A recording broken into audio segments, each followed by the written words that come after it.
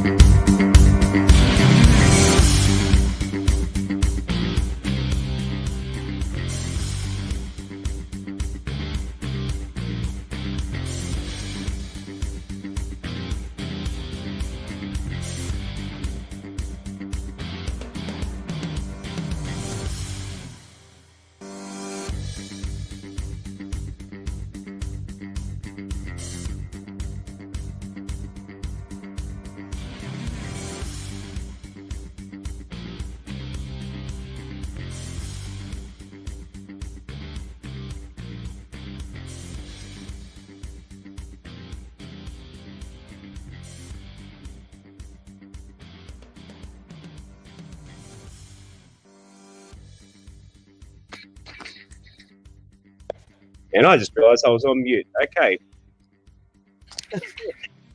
Welcome into the WestsLife Podcast. I'm your host, Josh Barnett. Give us a follow at WestsLife Pod, Instagram and Twitter.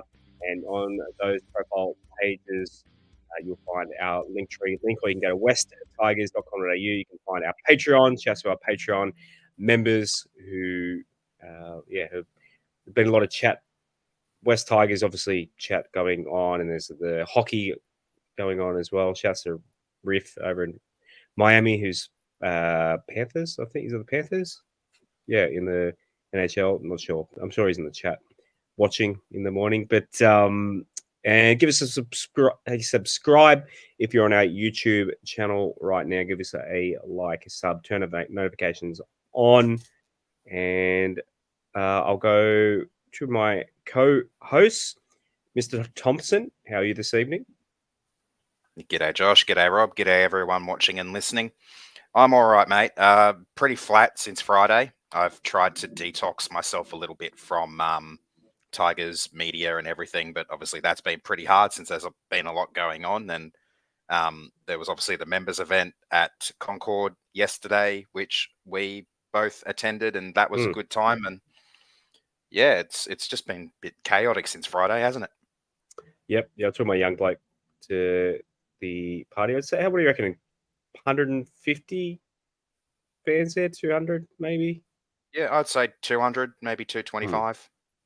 The weather was good, and yeah, good to see the girls, good to see the boys, despite what's going on at the club. But a man who it's good to see back on the show, coming in from the Red Room, looking nice and fresh. He's back, ready and roaring. Mr. Bechara, how are you this evening? There's 1,000 comments saying welcome back across the stream in the YouTube. Oh, God, it's literally going to take me all day just to go back through them. How are you this evening, Rob? And how have you been? So many people, the amount of messages and tags and tweets and all sorts of things. People asking how you are specifically. So how you been, mate? Okay, well, I'm well, Josh. G'day, Aaron. G'day, everyone out there. Look, I'm well. Look, just firstly, to all the people that messaged me over the last 5 weeks, thank you very much. It really meant a lot to me. Obviously, I said some silly things, which anyone who's followed me on Twitter, I say those silly things all the time, regardless of the gender of the referees. I've always been attacking the referees and saying stupid stuff and been doing it for ages. I said something I shouldn't have done. I apologise for that. And more importantly, I apologise to the guys that do really like me that obviously are a little bit upset by it as well. So, look, some of it was a bit tongue-in-cheek. Brutal truth, guys. I regret, obviously, what it's cost you, Josh, in particular. But the brutal truth, with all the crap that was going on the radio and with the newspapers in the Telegraph and all that sort of stuff, all I gave a fuck about was the loss. I was still fuming about the loss even till about Wednesday, just thinking, we were going into that game. We had a chance of being 3-5, with the Knights and the Dolphins coming up. So a chance to get back to 5-5. And We lost. We were 2-6. I honestly think if we had any other referee, we would have won that day. We played so well. Canterbury were awful. They kept losing the ball and getting rewarded for dropping the ball in the red zone, attacking our line. The ruck was refereed differently. Everything was refereed differently. I've never seen a worse refereeing game in my life. And I was just absolutely pissed off. Here we go again, 13th season. We've got no chance of making the finals. And I lost my shit, and I shouldn't have done that. And, I vented as I normally do on my own personal page. So I apologise for the podcast, copying a bit there. But other than that, mate, like I said, I'm just pissed off about what happened there. All the people that know me just had a laugh about it. They know I'm not a chauvinist. I mean, what I said was wrong and chauvinistic, but I'm not that person. And I know that. I'm very comfortable with who I am. But look, just really upset with where we are right now as a club. Believe it or not so much the 9 losses, but just, the perception that is out there, which some of it might be justified. And obviously you'll get into that a fair bit, but I kind of thought the dark old days had gone, looking at next year with Luai and Taruva coming and thinking we were going to have Papali'i and Bateman and all these other pieces there. And I'm thinking, wow, we're a chance next year. But the reality is we're on a rebuild, and, we know it's going to be a proper rebuild this time, but we're all sick of rebuild. So it's just a really hard time to be a supporter. But the good thing is, guys, we've all got choices. We can either watch and support and go through some more trauma, or we don't have to watch, we don't have to listen, and just do what you want to do whatever makes you happy. But I can only speak for myself and my family. We're still going to go to games. We're still going to watch the team. We're still going to support the team. We're going to be critical of things, because we've got to discuss stuff on the podcast. So we're always going to be critical of stuff and supportive of stuff. But at the end of the day, we want, like everyone else, what's best for the club. And it's just going to be another tough year. And, in a perfect world, I just think the whole club would love to fast forward to the off season, because the next 12 weeks or so are going to be brutal. You caught me right on a cough. I had to mute them, but well said. Sorry, mate. No, all good. It was literally the split stopped. It was I had to mute for a cough. Winter. I freaking hate winter. But the only good thing about winter is the footy season. The footy season obviously is just dwindling for us. But like you said, we'll be there. I believe all 3 of us will be there at Saturday afternoon. There'll be tributes to the great Keith Barnes as well. So it'd be good to see. And I mean, a good thing about the fan day, a lot of people bagged social media, both my personal and the West Tigers accounts themselves, like just saying, I can't believe people went to the fan day and that sort of thing. And look, fair enough if you didn't want to go, but the thing is, I reckon half the crowd were probably kids there. And I guess the kids, when you're a kid, you don't emotionally involve yourself quite as much. I mean, it took me, I say that, and then I literally, if South beat us once, and I literally threw up in the toilet when I was about 11 years old. But little kids like my son, who's 3.5, and went to kick a footy around. He got a photo with all like the bunch of the girls who were awesome, who kind of like brought him in, got a group photo. The NRLW girls and Dream Bullard, Fanil Pole, got photos with them, with my young bloke as well. Just planting the seed, because hopefully by the time he's old enough to be emotionally invested, we'll be back on the right track and better for it. But at the end of the day, the point of all of that was I saw Az there, saw Joe, like friend of the show, all West Tigers fans, familiar faces, and it's another reason I love going to games as well. And I can't wait to go to Leichhardt on Saturday to see the West Tigers family. We are family, us 3 here, and every loyal West Tigers fan. That's why I keep wearing my gear every day. Every day I wear a hat or something. You come to the shops and you go, oh, West Tigers. Like you strike up a conversation with someone. You talk about what we're going through, and we're going through it together. So, and this podcast hopefully provides a little bit of entertainment, a little bit of therapy to get through the pain and bring on 2025. But let's see what we can get out of these young kids for the rest of the season. Shouts to our sponsor, Mobile Corp. They've stuck solid with us for another season. Shouts to Stephen and the team at Mobile Corp. They support local businesses by managing their IT, their networks, and their mobile devices. Maybe they can hook me up with a new microphone, which is shitting itself. I think I might have to bite the bullet and get a new microphone. I don't think they do microphones, but they do telephony and that sort of thing. So if you're a local business owner looking for a partner who will take away the hassle of dealing with IT issues, make sure you have cybersecurity in place, handle all your mobile device needs. Mobile Corp can help. Mobile Corp is a family-run business, long-time support of the West Tigers and the WestsLife Podcast as well. Now reach out to Stephen and the team at Mobile Corp, mobilecorp.com.au, mobilecorp.com.au. Righto, news time. It's a jam-packed show tonight. Plenty of news to talk about. First one being Shane Richardson having some the news. I started doing this the slides. I usually do them on a night before or 2 days before, and things have just changed a lot basically in the last 48 hours. But this one, Shane Richardson coming out and basically, he's showing some balls and saying anyone talking to Lockie Galvin, he'll report to the NRL. He's putting his foot down, not copying it like we have in the past.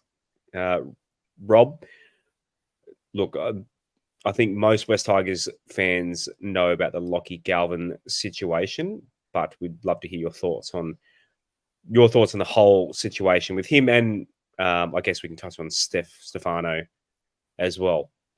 Look, like I think you and Aaron and most of the fan base, I'm pretty devastated to hear what's going on. Given I've watched him, play so well in a couple of wins earlier in the year, he looks so happy. I stand corrected, but I'm sure he said publicly he wanted to be a part of our future. And I know how much affection he's got for Benji Marshall, etc., etc. Obviously, he's the player manager that he's got is behind this, Isaac Moses. If you try and unsolve the puzzle, Luke Keary's retiring. The Roosters are looking for a 5'8". They've got a young halfback themselves in Sam Walker. He's the perfect person for them. I don't even think it's just Isaac Moses. I actually think it'd be a club agitating with that manager, do what you can to get him over. There has been speculation about, the fracture in his hand and having to take painkillers and all that sort of stuff. The one thing that I'm not happy with, where I think there might be a little bit of credence to Lockie Galvin being unhappy, is we heard all this stuff about the fracture in the hand, and I thought it was very quick of our club to come out and say Lockie Galvin won't be playing next week. It was almost like an admission, or there'd been some pressure that, he's really unhappy about playing with the hand the way it was. The talk about him running around in the dressing room telling everyone he wants to leave, I don't believe that. I'm just, again, I think that's just more pressure being put on the club. But look, the one thing we do have, guys, whether you like him or not, Shane Richardson is been in this position with other clubs, maybe not to this degree in terms of drama, but if anyone knows how to handle this situation, it's him. He's said adamantly that Lockie's not leaving. I still think it's easier said than done to say that. I know other clubs have done it, and they've spoken about it on TV shows like Ben Hunt. They put their foot down with him and he stayed with the club, yet at the same time they let Zach Lomax go. So I don't know how it's all going to pan out. I see him as the future of the club. There's also as much as I love Lockie Galvin, I really love him a lot. There's also the part that really gets the shits and just says, well, you know what, if you don't want to be a part of our club, nick off and we'll put Latu Fainu in the halves with Jerome Luai. So it's a very tough situation, but look, I think the fact that Steph wants to go, the fact that Papali'i's leaving, we're shopping around Bateman, we're shopping around other players. I don't mind about the other players being shopped around because, no offense, they're not good players. But when you're losing Papali'i, Bateman, etc., we thought we were adding pieces to a pretty good nucleus of a team.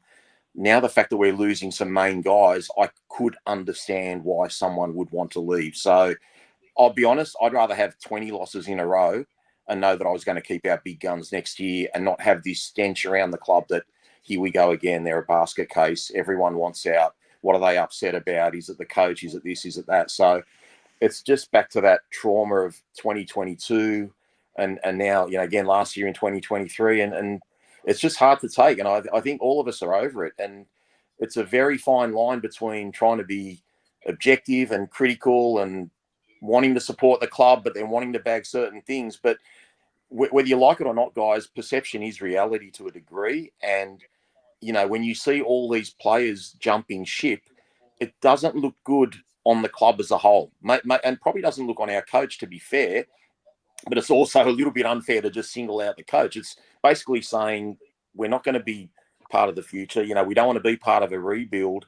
You're going to go through some tough times, and we don't want to be a part of it. So it's just hard for everyone. I mean, I can't speak for you guys. I'm used to it, and I hate the fact that I'm used to it.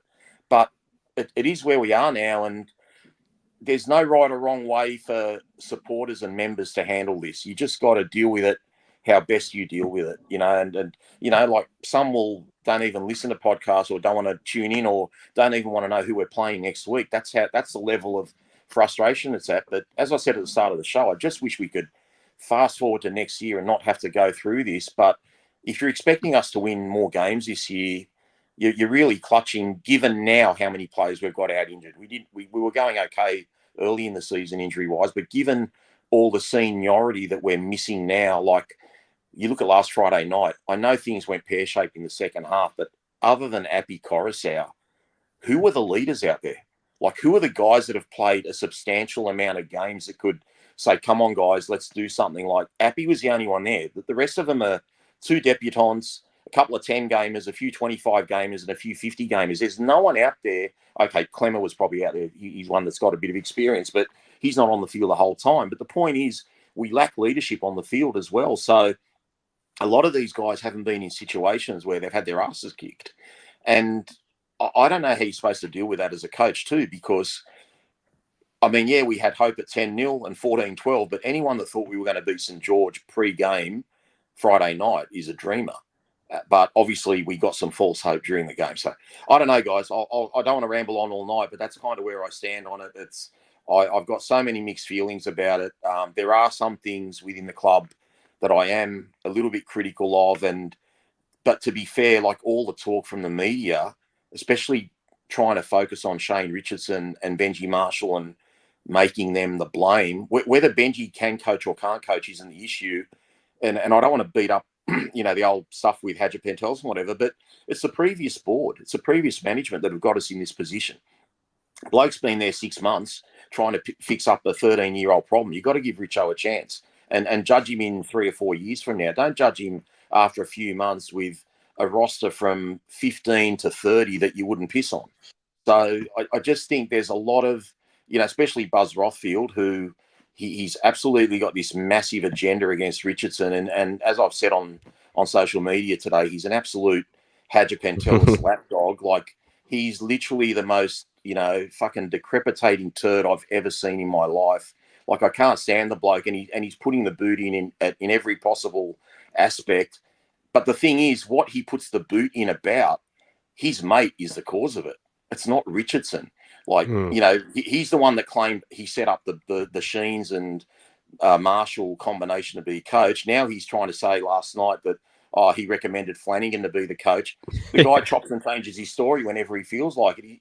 He's just on a mission to put the knife in. And, I just recommend anyone out there, just listen and have a laugh, because even his co-hosts on the show on the NRL 360 gave it to him. Like, most of us aren't fans of Braithen Astor, especially the way he finished his career with us and what happened afterwards. But like, he was really good last night and how he defended us and how he was defending some of the decisions and saying, well, look, mate, Scott Fulton was your mate, and he's the one that paid $500K a year for Bud Sullivan, and he's the one that wanted to bring Schuster over for nearly $1 million a year. So I think Richo did the right thing getting rid of Fulton, and we dodged a massive bullet there. But but just the agenda he's got, he's just not objective. It's just hard to read and listen to. And there's a couple of others out there that are like that as well. But I guess, for them, they know we're clickbait, and they know we're going to comment, we're going to feed them, and that's what they want. They just want to attract readers and viewers to their articles. Yeah, they were literally laughing at him on Fox. A couple of people messaged me, you got to see NRL on Fox and see what Buzz is saying. thing that got me was that he's like, look, I think Shane Richardson, he should let them go to a better club. Yet he's going to England and shopping around players, and he's shopping around the ones that he doesn't want. Yeah, no shit, Buzz. He's trying to improve the roster. Of course, he's going to get rid of the ones he doesn't want and want to keep the ones that he does. That's how you build a roster. Like, it was literally the dumbest, might be the dumbest rant I've ever seen on a rugby league show. And there's been some. He was like, there's dribbling, and then there was literally he was there on a working holiday, Josh. He was there to try and offload your, people like your Sullivans or your Kapoas or your. But his point,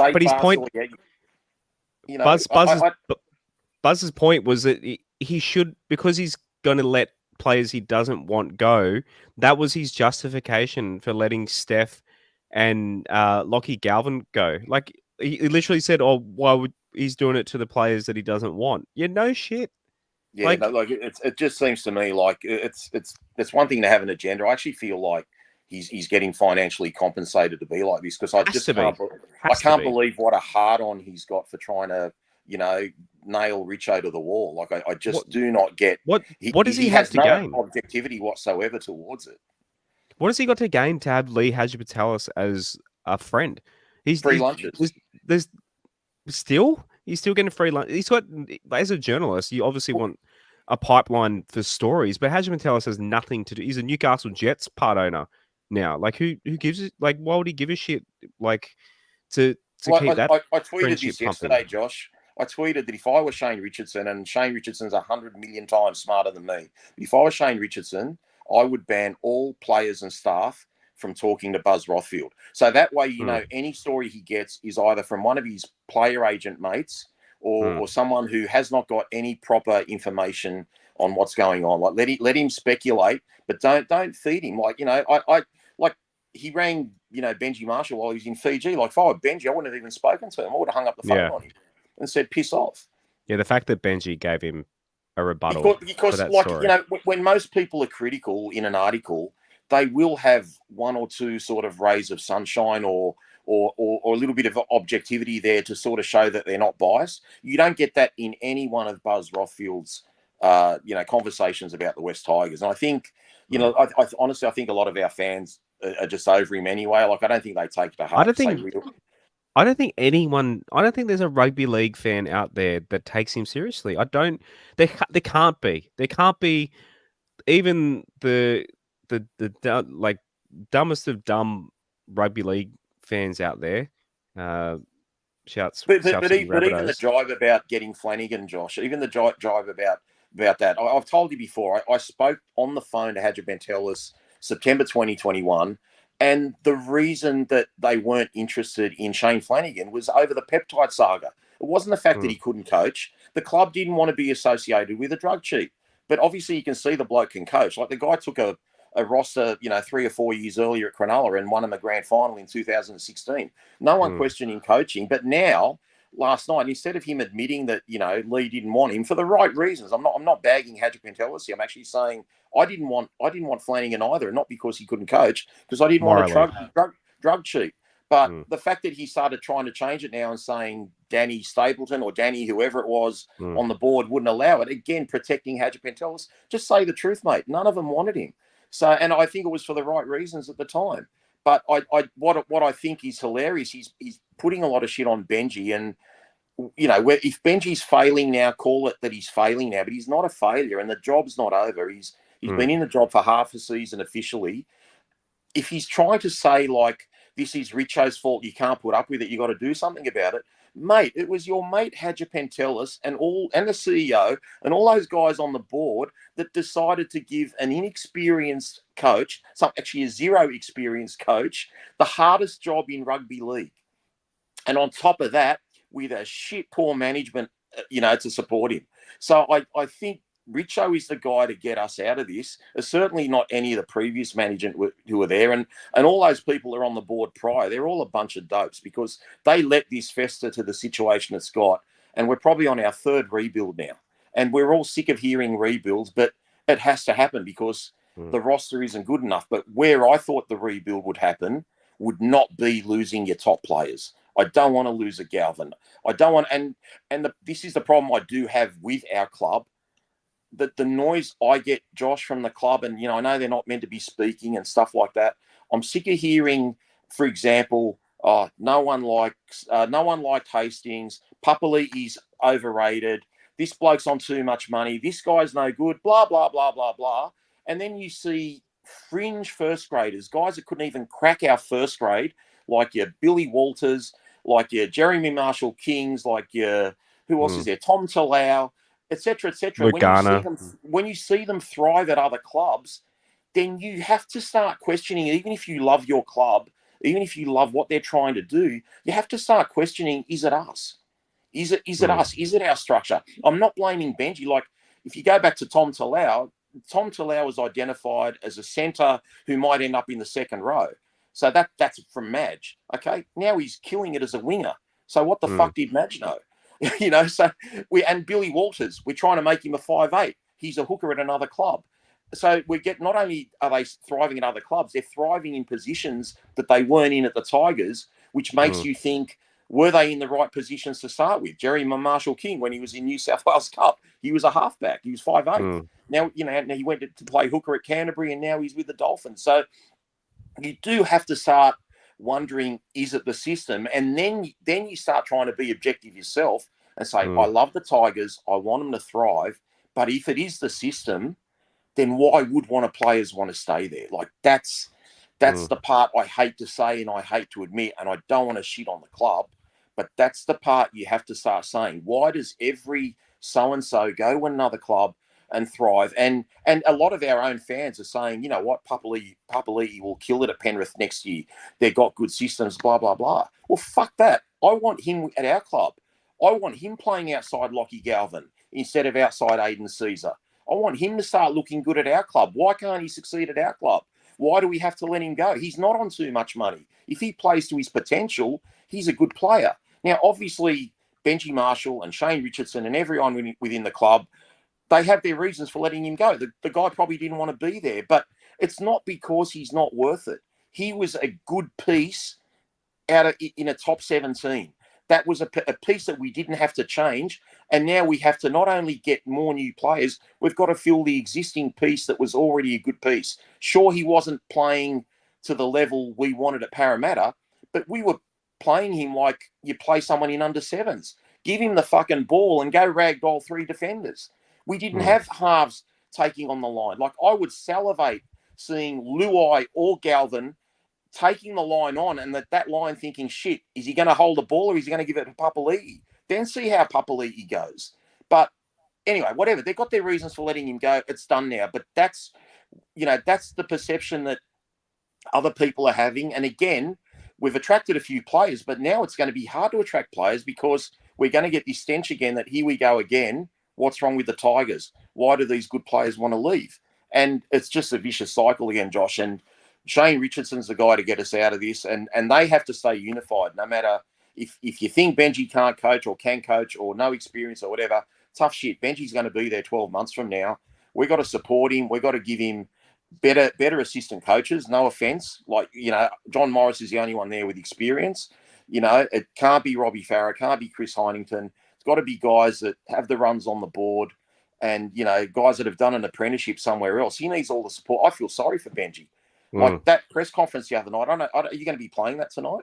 Yeah, I've got a couple of clips. Yeah. Okay, well, I will talk about it then. But like, I just felt so bad for the guy because he looked like the way he conceded, I'm not going to give up.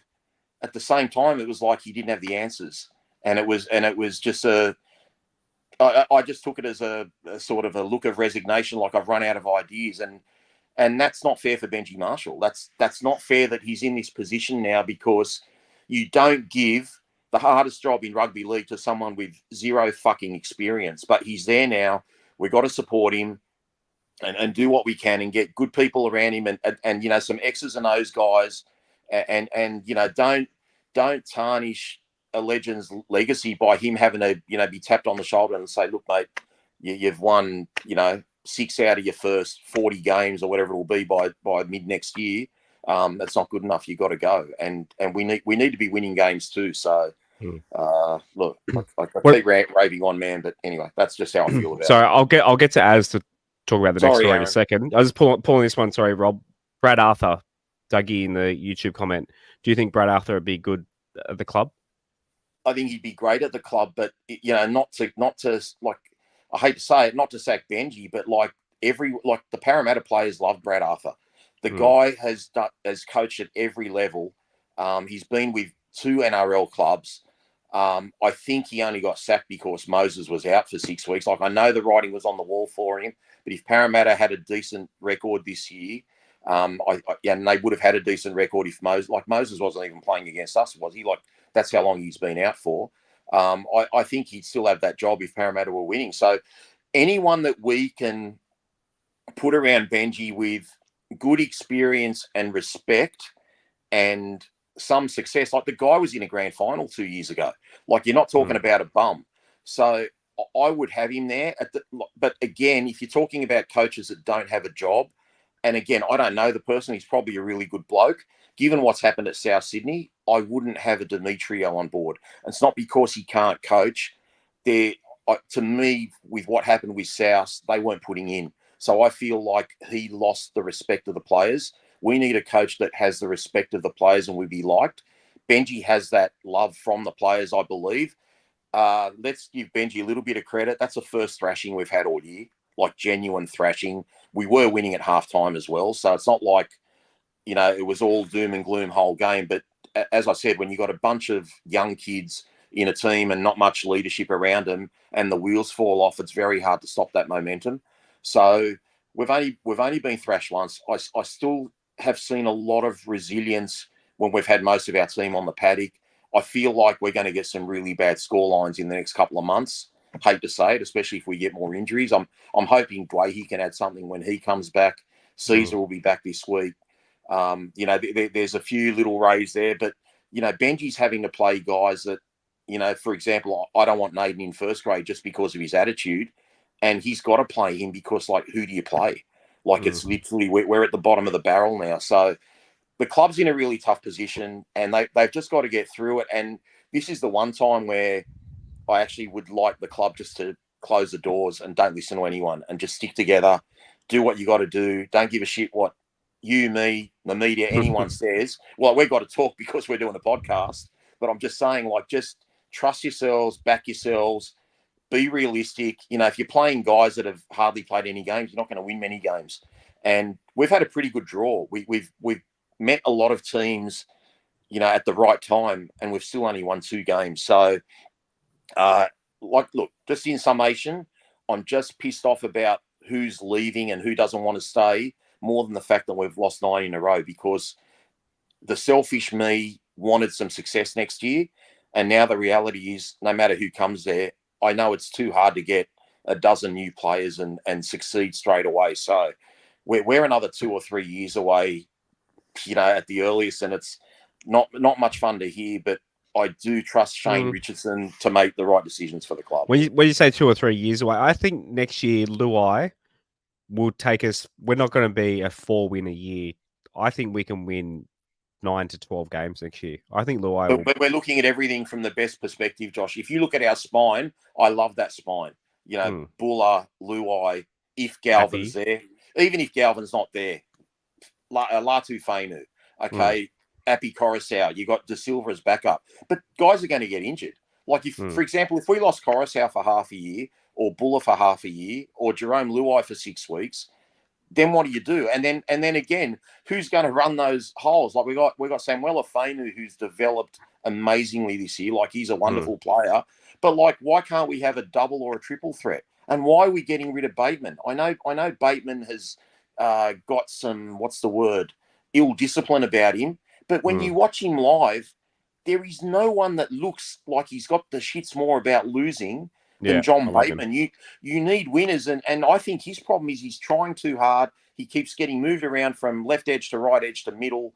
I just think you got to put him on a right edge. That's his natural position. Leave him there. Don't get rid of your good pieces, man, and have to play your safe ass or your whatever on an edge and get towelled up. Like, we need, like, how many games has Bateman played? He's got to have played a couple of hundred.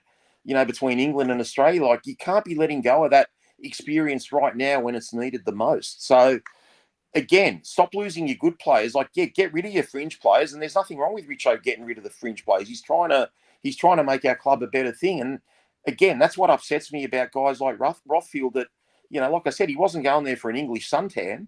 He's going there to do some fucking work. And this guy's just getting unfairly criticised. And it just shits me. Look, Richo can defend himself, but again, I'd just ban Rothfield from all staff, all players. I'd actually ban him from fucking Leichhardt and Campbelltown. Just ban him from all the games. He's a fucking turd. Yep. Totally agree with that. Fuck Buzz. Speaking of shopping players and speaking of England, Jaden Sullivan also heard a rumour possibly Brent Naden as well going to England as possibly a English forward. I haven't heard any names per se, but apparently we might be getting an English, got to add another English forward. We already got Bateman, assuming, he'll be here as well as. But thoughts on Jaden Sullivan so early into his West Tigers career, probably leaving at the end of the year to go to the UK. Yeah, I didn't think this deal was going to pan out. I don't think it was worth the money that we paid him. But like I've said previously, you have to pay the halves a bit more for them to want to come to the club because it's one of the higher earning positions along with the rest of the spine positions. He just hasn't lived up to the hype or lived up to the expectation. Things that haven't gone quite according to plan. I think his game on Friday, despite it having a lot of flaws, was one of the best game, probably the best game he's played for the club in his short time here, and it's not good enough. So for him to be one of the players being shopped around, I'm not surprised. Kind of expected it. If he does end up leaving at the end of the year, good luck to him wherever he goes. Yeah, I think it's very much a dollars per output thing, Rob. Someone sent me statistical comparison in our DMs. I'll find out who it is, but it was comparing. He's played the same amount of games as Caesar now, and his stats have been more impressive than Aiden Caesar, Rob. But what are your thoughts? Do you think Jaden Sullivan, the main issue here is his pay packet? 100%, not just his pay packet, it's the number of players we've got for that position. If we keep Galvin, we've literally got 4 or 5 halves. If Caesar's still around, if Dewey's still around, if Latu's still around. So it's just a matter of you can't fit that many halves, especially on a $500,000 salary, into that position. Now, look, I'm going to sound like a hypocrite here because I generally call it as I see it. I will call it as I see it. I told you guys after the first couple of games this year, Bud Sullivan was rubbish. He shouldn't be in first grade. Other than the sin bin and that escort that he ran the other night, Bud Sullivan's been probably one of our best players for the last month.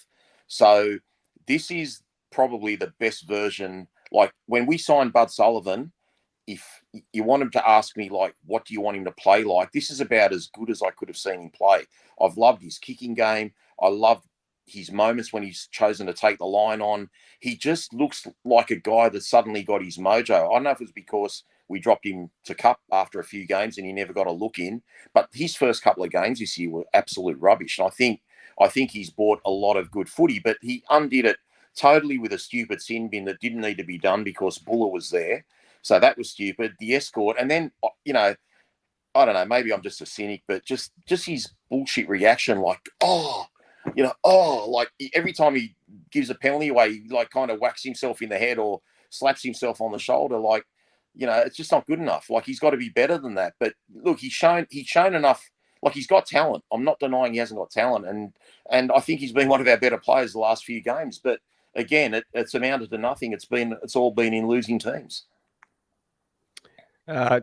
Shouts to, it was Paul Stamo sent us a DM with those stats there. A guy in England, Mr. Rogers, where's his comment? Phil Rogers said the rumor is Delaney. Do you know much about Delaney from St. Helens, Rob or Az? No idea. I don't follow English Super League. So we'll see. Look, if he's half as good as Gareth Ellis, I'm happy with it. So we shall see. As Asu Kepa Owa, his time in the West Tigers seems like it is done. He's becoming another Tiger removing its stripes and becoming a Panther? Yeah, this one was a bit of a strange signing as well. Back, I can't remember what year it was, but he hasn't really settled into the role here. He's kind of been all over the place, lots of different positions, not a lot of game time in first grade, and throughout the COVID years as well. Obviously, wasn't playing a lot of reserve grade either. So he just, another one of those signings, just like Simpkin, who hasn't really gotten the game time. Probably will play a lot better in a different system. Just probably wasn't ever going to work out as a Tiger. So if he does end up moving to the Panthers, there's a better system over there. I'm sure he'll do just fine. Actually, I don't want to give a name anyway. I can't remember off the top of my head, but the Panthers fan that's obsessed with us on Twitter and always in our replies was saying about all the Tigers. Don't give it airtime. You said you didn't remember. Yeah, I didn't. I didn't want to say whatever. She's probably not. She probably is listening, and it'll probably give her cannon fodder now. But she was saying, "Oh, all your players come over here and play better." Well, no shit.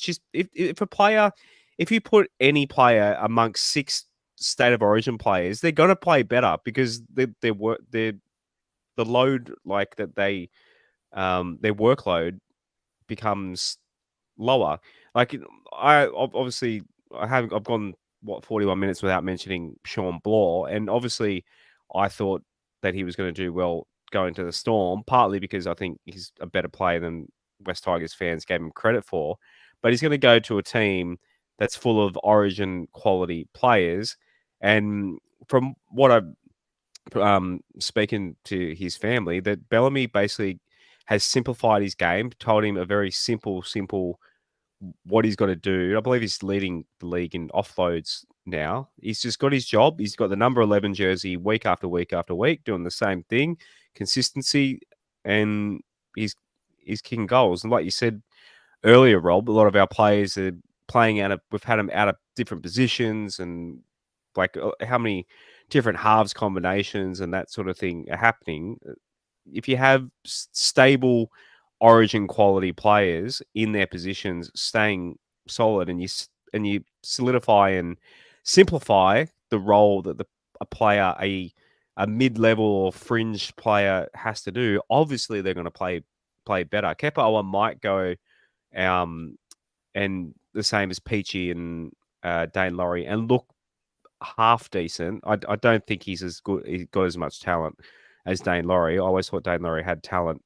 It was just he obviously preferred to wear a Panthers jersey. We learned that pretty quickly. But yeah, I can't believe people. Obviously, it's not just might not be the West Tigers system. That's why I think Luai will make a huge difference next year. We're going to have an Origin, whether Appy gets picked Origin on. He's an Origin quality number 9. Luai is an Origin quality half, and then Buller hopefully can turn into. That's the difference. We've got a few hopefullys. Hopefully, Galvin and Buller can turn into Origin quality players. If you've got those consistent, lock the spine in with consistent players, the players around them, no matter who they are, they're all kind of that similar level. They'll play better. So I honestly think Luai, locking him, he's going to be there every week. And in the way he's playing without Cleary at the moment, I honestly think he will. I'm not saying we're going to win a premiership next year with him. I think, at the very least, this is what we've asked for the last 3 years. We'll go to games thinking we can win just about like every week next year, because Luai doesn't like to lose, and he doesn't lose very often, and he's still winning without Cleary. So, I still have hope for next year because of that beautiful man. Little funny story. I mentioned it earlier in the show. Old mate Lee Hadjimatellus and Justin Pascoe bought a 25% share in the Newcastle Jets, Roberto. Yeah. Got any thoughts on this? For long. They'll be crashing. Yeah, good look, mate. Look, good for soccer. Good for Newcastle. They're getting money from someone, and as long as he stays out of it, and doesn't offer to lure Lionel Messi there and drive him up to Newcastle in his Ferrari every week. I think that'd be sweet. But yeah, I don't care. Like, it's actually a win for rugby league if he's out of, if he's, he'll be doing rugby league some justice if he goes to soccer. He'll ruin their game. Next minute, you'll see Dave Nofaluma on the wing for the Newcastle Jets, maybe. Yeah, got no time for him, guys. Yeah, go the Mariners. Right, so let's 45 minutes in. We haven't even talked about the game what day was it? What game? Friday. When was it? Friday night, that's right. We talked about it last week as the first Channel 9 game that the West Tigers have had this year, and first half was, I wouldn't even say good. It was actually surprising that we're leading at half time because we were pretty ordinary for a fair chunk of the back end of it, but obviously, yeah, led 60. No, was it 14-12 at halftime, and then conceded 7? Is it 7 tries? Yeah, 7 tries in the second half. As what an absolute shit show of a second half that was. Yeah, I have no idea what happened at halftime that caused that second half collapse. It was a mess. I was pleasantly surprised that we managed to regain the lead just before halftime after a fast start and then really taking the foot off the gas a little bit, which was a little bit strange, and letting them back into it. Obviously, a couple of errors there, but yeah, that second half, it was diabolical, to put it politely. Don't know what was going on. It just seemed like the team had given up, which is strange because we were leading at the time. Don't know why you'd want to give up when you're in the lead. I'll go to Rob in a second. Just shout outs. We've got like hundreds of people watching us on X/Twitter at the moment. If you are watching on X/Twitter, jump over to YouTube, join the conversation. There's literally hundreds on the YouTube or Facebook streams. I can bring their comments up on the show. If you haven't watched the show before, head over to WestsLife Pod on YouTube. Join the conversation as what's that country singer's name?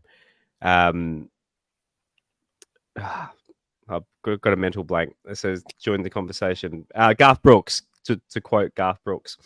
Yeah, head over to YouTube, join the comments. There's 1,000 people in the YouTube comments at the moment, and give us a subscribe as well. So, Roberto, thoughts on the Dargans game? Look, the first half was really a tale of two halves. As you said, we got off to a really fast start. I think we completed something like our first 7 sets. Again, we've got a young 18-year-old at 5'8" who I love, and he's still learning his craft. But, he had a chance to put a ball on Olam or Alamalo and get us to 14-0. Instead, he put a kick that was obviously the wrong option, easy from the lounge room, as I say. So we could have had a 3-score lead. And then basically the back end of that second half, it was all St. George. And kind of against the run of play, we got to try in the last minute of the first half. Appy had missed a couple of goals, so we only led by 2 points. And then, like we said at the start of the show, guys, the second half, it was just, look, we couldn't overcome the sin bin. They scored a couple of tries in there. I think the boys dropped their heads a little bit. And, other than Appy, there's no one there that could really sort of try and settle the team down. And look, love Appy. He always looks good.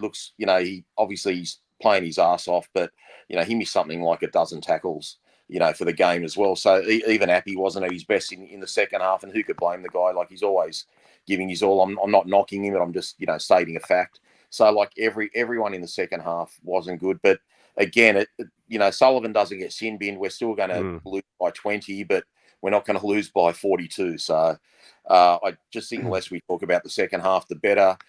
The only positive, and it's coming from a major negative, is Benji learns from that. All those players learn from that. They'll never forget that. They'll address what could we have done to at least stop the rod a little bit. Apparently, we only completed 4 sets or something like that in the second half, which is just ridiculous. And they had a monumental amount of ball. So you're never going to win. But again, we've played a lot of teams where we've had an extra man and they seem to hang on. So I guess the fact that we had a lot of inexperienced players out there, some in different positions. Charlie Staines was in the centres. Alex Lobb was debuting. Alamalo, what's he played? 5 games maybe or something. So it's just so much inexperience out there, guys. Yep. It's not an easy thing. I don't want to bag them. It's just a half.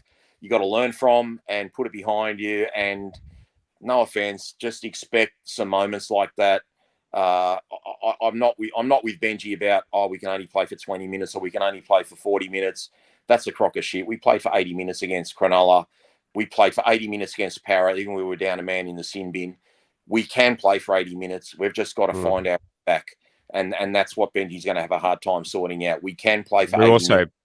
We were healthy in those games too. You got to take into consideration. I know, Josh, but if you start sending a message as a coach, and I'm not telling him how to coach, but if you start sending a message as a coach that we can only play for 20 minutes, they're going to believe it. He needs to say we need to be able to play for 80 minutes. At the moment, we're only playing for 20 minutes. There's a big way with how you put your words out there. If you tell them you can only play for 20 minutes, they're going to go out this week and only play for 20 minutes and think, we're not good enough to play for 80 minutes. He's got to put it in their head. We have to play for 80 minutes and we can do it. And we've done it before. And it just needs to be a little bit of positive thinking, because if you're not thinking you can play for 80 minutes, you're not going to do it. So I just want to see if we can just get a little bit of an attitude shift. And the thing that I'm going to find interesting this week, no matter how we start, is how do we face adversity? So if the Titans score a couple of tries in a row, how are we going to react to that? Because last week when Saints got a couple of tries in a row, it just turned into a pile-on. So look, guys, we've just got to try and take something out of any games we have for the rest of the year. Liam brought up a good point, as Lomax should have been binned. He absolutely took it. I swear, if a West Tigers player takes out someone's legs underneath him like Lomax did there, 100% they go to the bin. I don't understand why Lomax didn't go to the bin for that. I think the game was pretty much out of reach by then, but still, what's the deal with that, Az? Did you think it was a bin for Lomax? Yeah, I absolutely thought it was a bin. I couldn't believe he didn't get sent to the bin. He came in basically like he came in running as hard as he could, kind of ducked out of the way when he realised things were going to go horribly wrong, but still put Aliamalo in an awful position that ended up causing him to have to be carefully taken off the field after potential neck injury as well. There's no doubt in my mind that any player from our team doing that to an opposition player would absolutely have been sent to the bin. And I wouldn't completely say the game was 100% gone there. We lost by 42. I mean, it was pretty close to gone. If you take off the last 3 tries they scored, which happened basically from that time that Lomax would have been binned, especially considering the fact that Lomax himself scored 2 of those tries, you take 18 points off, and all of a sudden, the margin is a bit lower. You can't really completely rule out a comeback in that amount of time, because there was still probably about 15, 16 minutes to go. But the game was as good as gone, like you said. And yeah, it wouldn't have made too much of a difference, but would have been nice. Maybe could have helped us minimize the damage to our for and against a little bit. But in a season now that's looks like it's completely gone, that doesn't matter too much either. A good point by Riff too. You said as that he scored tries. He scored tries against the winger, like the winger that the wing that would have been defending in front of him was taken off with an injury. So Jay Ben's our Dragons guy. There was 0 malice from Lomax. He was looking up, no bin. Come on, mate. Come on, Jay Ben's. The fact that he wasn't even charged after the game, also frustrating. It's not. Obviously, I'm not saying Lomax. Obviously, Lomax was trying to pull out of it. I don't think Lomax was doing it. I don't think he was dirty in it, but it was careless. Doesn't matter. It doesn't matter. It's careless. Did Suwali try and take Reece Walsh's head off? No. Reece Walsh lost his feet and he smashed him in the head, and you get punished for that. That's not how Lomax catches a ball. Around Alamalo's chest. It's just it's a sin bin every day of the week. But it had no effect on the game, so I don't even want to go there with the refs. It had the reffing was fine till the game was lost.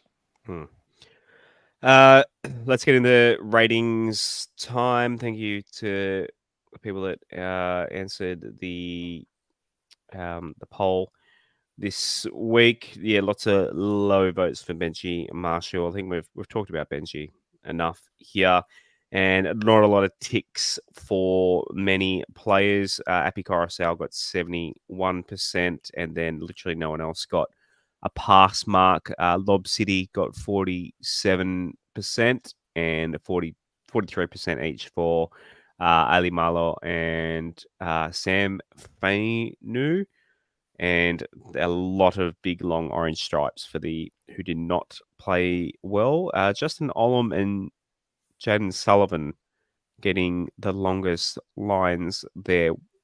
Justin Olam that surprises me a little bit that he's been rated our worst in this game. Yeah, I definitely don't think he was the worst player on the field, although a lot of players made errors. I think Olam was the first player to make an error, trying to pick the ball up from dummy half and then knocking it on. That was kind of the start of the downfall. I think maybe a lot of people are focusing on that part of the game and the fact that that's how things started to go horribly wrong. But yeah, I wouldn't say he was absolutely our worst player. Any players you want to pull out from the list there, Roberto, that stood out, either good or bad for you in this game? Good for me. As I said, other than his major indiscretions, I thought Sullivan with the ball was good. The person I thought was our best was Fainu. The guy just never stopped trying. I thought his effort was incredible.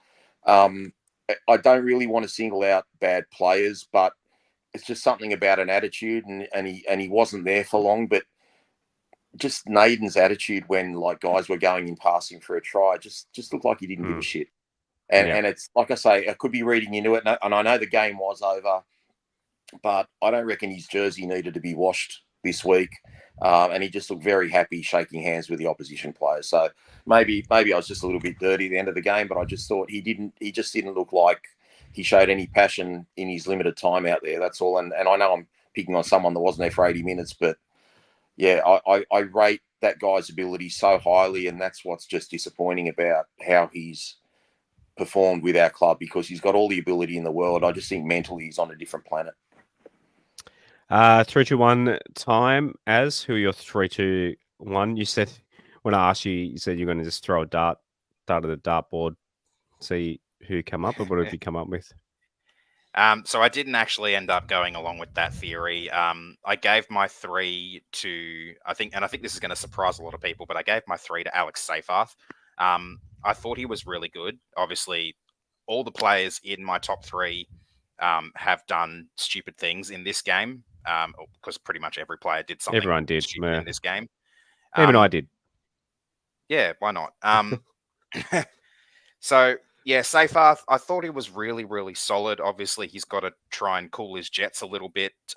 He scored a try that more than made up for starting that fight, which before that had put a lot more pressure on our line. And yeah, so he got my 3. I gave my 2 to Samuel Fainu. I'm continually impressed by how this kid is going about his business, how well he's playing, and he's chipping in, putting in each and every week. And like I mentioned before, Sullivan probably had his best game as a Tiger, despite going to the sin bin. I probably might have given him the 2, if not for the sin bin and the stupid play that caused it. So I've still given him my 1. I've gone Appy 3. It's a bit of a coward's vote there. Appy was Appy. Yeah, it didn't really stand out, but he was Appy. Samuel Fainu 2 for me as well. He's, as Rob said earlier, he's just, it might be the biggest positive from this season is Samuel Fainu. I can't really think of looking like that. Yeah, I mean Lachlan Galvin might have been leading that. Like if you look at our 3-2-1 votes, Lachlan Galvin's second. So I guess Lockie Galvin might have an argument there, a broken hand aside. But this kid, he wasn't even touted as the best Fainu. But obviously, one Fainu is dealing with injuries, another one coming off the bench. So he's a game changer. Like when he gets the ball, you're talking about before, Rob, just the fuck you, like give me the ball and barge a few guys. He's good, catches the high ball, set up good tries last week as well. He's fast becoming one of my favorites. He's good. He's cost me a bit of money because I'm putting money on him to score a try every week now. 'Cause I feel like Even his defence, Josh, if you look at some of the St George tries, go to the tackle before the tries, and it's Samuel Afenu just with the try-saving tackle, or that second guy in, or the ankle tap, or he's just playing on both sides of the ball, and right now, you know, we need guys that can do it on both sides, not just be good in attack. You know, they've got to be able to have all facets of the game, and he's the one guy that's the complete package. I'm just a little bit disappointed that he's got to bust out so many minutes now that Papali'i's injured and Bateman's not there. I still want to nurture him a little bit. I don't want him to have to be that sort of 80-minute second rower. I really would like him to have weeks where he can come off the bench and just be freshened up a little bit. But as it is now, we're trying to put our best team forward, and he's going to be our starting second rower every week. So based on your vote, Appy got 3 by yours. I mean, the average from the survey, Appy got 3, Lob City 2, and it was a tie with Fainu and Ali Marlow. So they got half a point each. Appy is well in the lead now with 40.5 points. Lockie Galvin on 35, Steph on 23.5. I think Steph was leading. That shows kind of Steph's dropped off quite a bit. So, yeah, see what happens in coming weeks. Righto, Statsman, have you got anything for us this week? I do, but it's more related to our preview, and we haven't quite gotten to that part yet. So maybe we come back to this later. It's a hybrid show. That's all right. It's all in one. We'll throw him with a stat. Oh, so you want me to go through it now? Yeah, why not? All right. So I've taken a little bit of a look at our matchup with the Titans and how both teams are faring in a few statistical categories across the comp this year. It's a little bit easier because we've both played 12 games and had 2 of our 3 buys. So looking at the amount of errors made by both teams, the Titans have made the least at 109. The Tigers have made the 3rd least at 121. So they're not really giving as many chances to other teams as other teams are giving to them, and obviously other teams as well. Conversion percentage, the Titans have the worst percentage across the comp. It's just 67%. And the Tigers are 6th worst at 75%. So that's potentially an area there where we might be able to get on top of them a little bit potentially. If they're not turning their 4s into 6s and we can do that more often, that may be a difference between winning and losing the game. We are next to each other in missing tackles. The Titans have missed the 7th least at 416, and we're 1 spot better than them with 411. The Titans, 92 offloads equal 3rd least, while the Tigers with 129 are the 4th most. And one last one, which I thought was rather interesting. The Titans have, when going for a dropout, the Titans have attempted it 14 times, which is equal 3rd most. We haven't even attempted it half that many times, only 6, which is the 4th least. So there's a few interesting matchups there, I think, that could potentially end up deciding our game against the Titans on Saturday, Arvo. Yeah, short drop. You mean attempted short dropouts? Is that what you meant there? Yeah, attempted short dropouts. Yeah, we suck at that. Like, we're so bad at them. I don't understand why. I don't know if the stat listed on NRL.com is successful, or like successfully executed, or just attempted. So I'm just assuming that it's attempted. John said why on Facebook why is Lob should kick? Yeah, why is Appy kicking? Like it's like argument aside of who the better kicker is, but is it a job we can like? Appy does so much. Do we have to make him goal kick as well? I'm hearing that Alex hasn't been converting all that well in Cup, so they might be a little bit unsure about giving him the duties in top grade. I imagine if Adam Dewey comes back into the team at some point, that he might likely end up being the one that takes over those duties. So Appy can be talking to the team at those times, being the captain instead of focusing on the goal kick instead. So that's the way I'd probably see it go. But yeah, I'm a little surprised as well that Alex hasn't been kicking. A few stats from the Dragons game: 65% possession for the Dragons. That obviously the second half would have dominated that. Our completion rate 17 of 28. That is appalling. Under 12s wouldn't be happy with that. 82% for the Dragons. They had 40 sets to our 28. No wonder that kind of goes hand in hand with that percentage for Just possession. before you move on there, Josh, just as a comparison. So I think you said we completed our first 7 sets. Yeah, we did. When we were kind of going backwards and forwards a little bit. So So if you 10 take out 18. those, if you take out those first Oh. 7, it's 10 from the remaining 18. So Fucking atrocious. great. Yeah, like runs, like 213, 124, run meters, an extra 800 meters, post contact, an extra 340-ish meters, line breaks 11 to 2, tackle breaks 39 to 18. Yeah, it's man, and we led at halftime. Insane. Offloads, 4 offloads for the whole game. 4 the whole game. We averaged 1 offload every 20 minutes. Like, obviously, less possession means less opportunities to offload the ball. But when we're down chasing a score, like, why aren't we offloading the ball more, Rob? We weren't in the red zone much, Josh. That's why that offload count. But a lot of the time we had the ball, we were rucking it out. Like, so we're not going to be doing many offloads in our own half. But if you're behind and you got to score, I don't know. I want we need more second pace. You're right. If you're behind, you got to score. But when we were behind, we never got the fucking ball. Yeah, we were just tackling the whole second half. It was just abominable, absolutely abominable. But it's going to happen with a young team. Anything else that stands out here?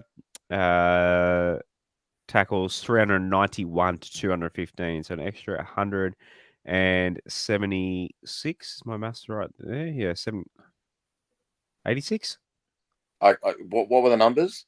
215 to 391. 180. 176. 176. Yeah. I've got the carry of the one. Missed tackles 39 to 18. Yeah, not. Look, it's depressing. Let's not talk about old stuff. You make that 176 just sound like so normal. That's almost another 30 fucking sets of tackles. Yeah. 30 sets. It's ridiculous. That's why they're going to put 56 on you. Top meter readers: Jareen Buller 134, Alemalo, who went off injured 3/4 into the game, was second, 113. Big Seyfarth 102. Post contact meters: Samuel Afenu with 52.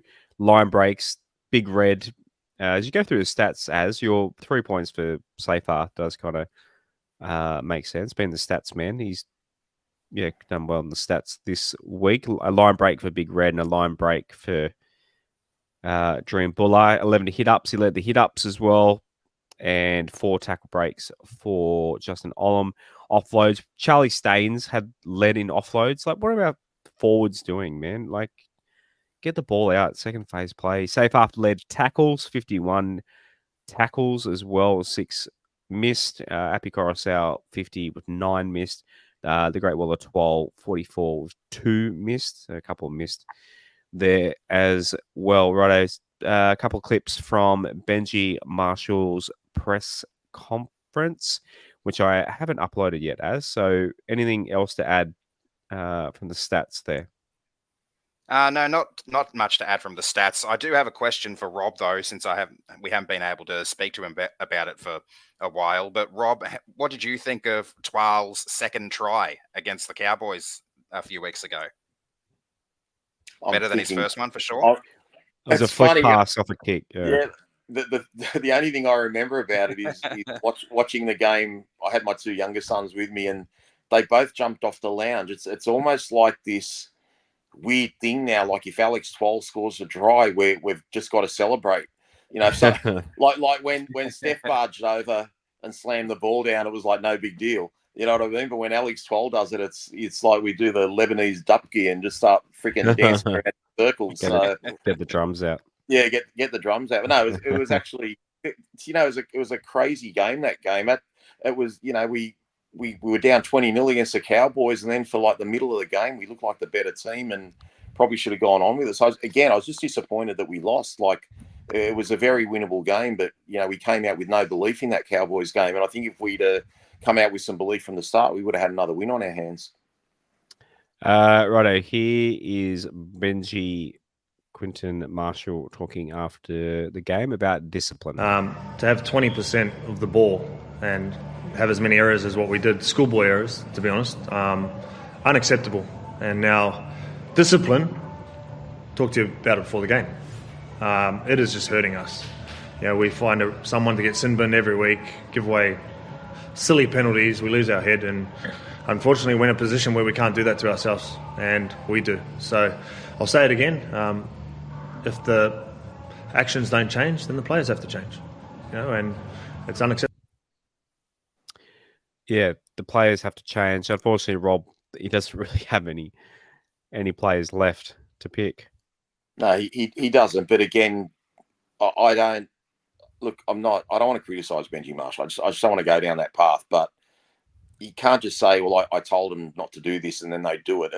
The buck stops with Benji there. There's got to be more practice in the fundamentals. He talks about discipline. It's not just giving away penalties. It's Alamelo or Olam, can't play the ball correctly, or running a what do you call a when you run the bloke off the ball? What do you call? I'm just on blank. Decoy, whatever. Yeah, all those sort of things. You've got to teach that. You've got to practice it. You've got to do repetition. And I don't know what they do at Concord. I'm just talking about what I see, and that's all I can judge. I can only judge from what I see. And the big thing that I see from the Tigers is lack of attention to detail. There were, and again, I'm not picking on the bloke because I think that comes back to what they're learning from Concord, not from the player.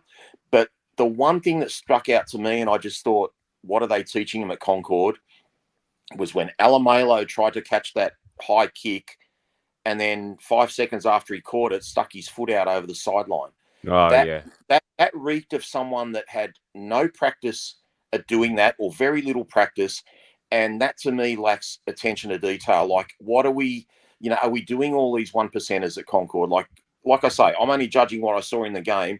There's no way he's practiced that more than a handful of times, and he tried to do that and get the ball out on the full. And again, I don't know what they're meant to teach him, but if you think the ball's going to go near the sideline, stand on the bloody sideline and jump in and touch the ball with your fingernail. That's out on the full. You don't have to catch it.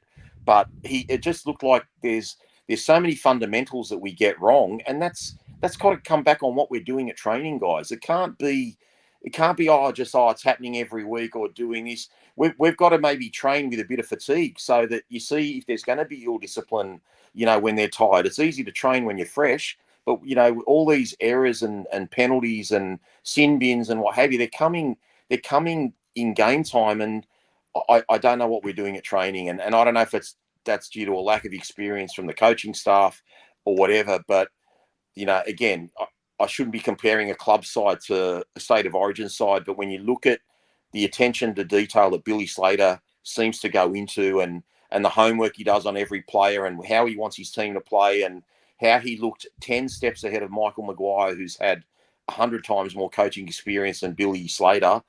And I think, well, why don't we have that attention to detail? What are we missing? Why did Benji say in the press conference, we noticed in the bye that we're the most ill-disciplined team? Why did you need the bye to know you were the most ill-disciplined team? What are you doing from week to week? What are you looking at week to week? Like, who's doing their homework? Who's doing the X's and O's? What's going on there? Like, he's an inexperienced coach, guys. He's learning. But I'm just saying, like, I found it strange that Benji said, we noticed in the bye week we're the most ill-disciplined team. You can't tell me you noticed that after halfway through the season, guys, and expect us to just believe that. Like, well, what do you do on the other weeks between game to game? Another comment from Benji here. You want to stick by the club? I feel sorry for him to have to watch that capitulation in the second half. I actually do. I feel very sorry for him, and I can imagine how frustrating it is putting your hard-earned into it. But at the same time, we're on a trajectory of improvement, and although tonight was terrible, there's definitely been improvements, and we're on a path for building for our future, especially with our local juniors, that we need to stick to. And do you feel like, say going back to round 3 and 4 when you won those back-to-back games, did you actually feel there is improvement from then to now? Oh, definitely. Like in parts of the game though. Like we're a professional team that can play for 20 minutes at a time. Then we can't play for 40. We just can't put together 80 minutes at the moment. But I think those 2 wins early in the season probably gave expectation that probably wasn't real, and a lot of hype around we're probably better than what we actually were. And there's still actions that we're doing that we've been doing for the last 9 weeks. Yeah. Sorry, I was going to go to you, but Rob, you're shaking your head a bit there with those comments. No, I'm just shaking my head about the part where he says we played above expectations. I don't agree with that. We played to our potential. All that's lacking now is we're not playing to our potential. I agree with everything else he said. I feel we have improved as a team. Again, I can only speak for myself. I'm more upset that we let a couple of players go and we're going to miss out on Steph, who looked like he didn't want to be there the other night because he didn't want to be picked for Origin. And we might miss out. We might end up losing Galvin down the track. That upsets me 100 times more than getting belted in the second half. That was one game. It was one half of football. You look at St. George. St. George got towed up by North Queensland. They got towed up a few weeks ago by Canterbury in a second half. They had the same capitulation. I think they were winning at halftime, and they got absolutely raped in the second half. So it happens to all teams. I'm not worried about the score. Like, that's going to happen with a young team. I'm just worried about what's going on within the club and that sort of negativity and all that sort of stuff. And that's why I do want to fast forward to next year, Josh. And just to go further on your comment about Jerome Luai, forget what he does just in terms of his footy ability. The guy oozes confidence. He's just such a positive person. He oozes confidence. He's going to rub that off on the other players. Players that are a 6 out of 10 are going to feel like they're an 8 out of 10 around him. And so I just, we need that sort of, we need, the blokes' tires to be pumped up a little bit. Like, don't say that they're not capable of doing. Maybe right now. Obviously, we're not playing to 80 minutes right now. But don't say that when we win, we played above or gave false expectations. I still didn't think we were going to make the 8 when we'd won 2 out of our first 3 games. But I'm thinking to myself, geez, what a good start. We're going to have a lot more wins than we had last year, and we've got something to build on for the next couple of years. And now we seem to be regressing on the scoreboard. But he's 100% right that we have improved in a lot of ways. Even the style of footy we played. How did we play those first 7 sets? We looked like we were going to carve St. George up, and it looked like we were going to put a big score on him. So there is definitely improvement, but you just can't go through a season without getting touched up a couple of times a year. It's going to happen to the best of teams. So I don't know, but I just want to hear him talk us up a bit more. And if we've got problems, say you can fix them.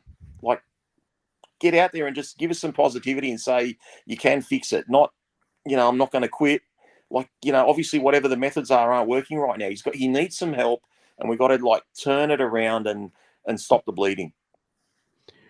Do you think the team, despite the scoreboard in this last one, there are improvements?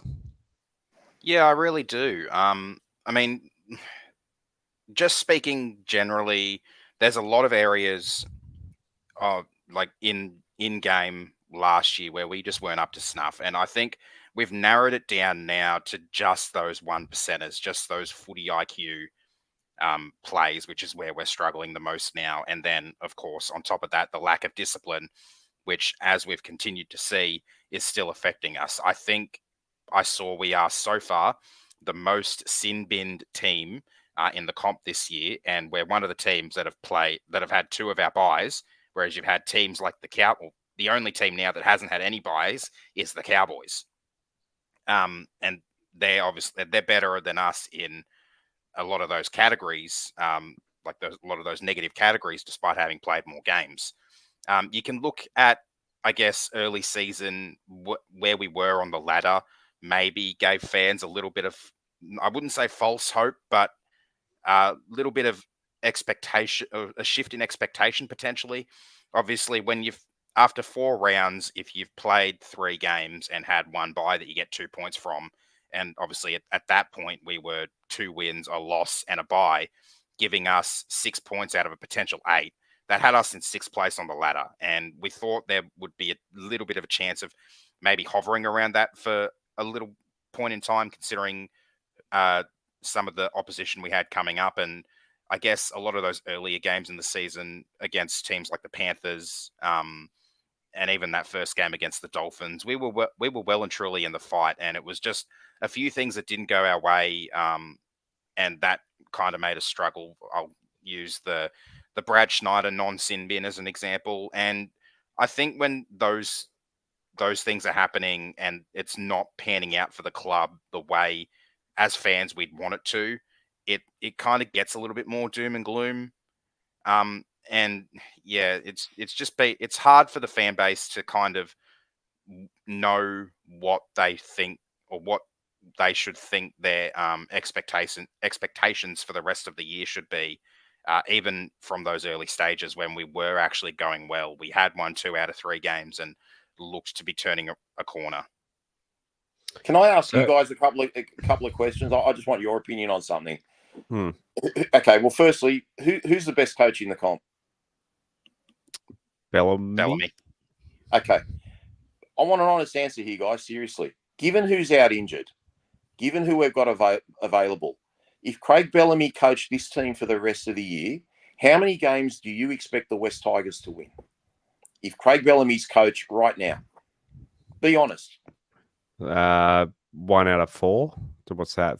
Maybe 3? Yeah, see, I think if Craig Bellamy was coach, we'd be lucky to win 1 game for the rest of the year. So if we win only 1 more game for the rest of the year, given the squad we've got, why should we be blaming Benji? Yeah, that's a fair point. I mean, coaching, because that's what's going to happen. We're just coaching's about building.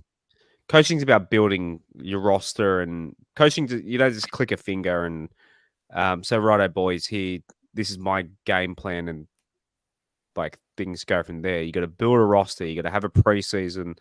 Like a few people in the comments before made the example with Serraldo. Last year, the Doggies looked shit, and everyone's like, "Oh, Serraldo, maybe he can't coach." And now the Bulldogs are flying. So, yeah, but again, it takes. You go to Serraldo when Serraldo rejected us.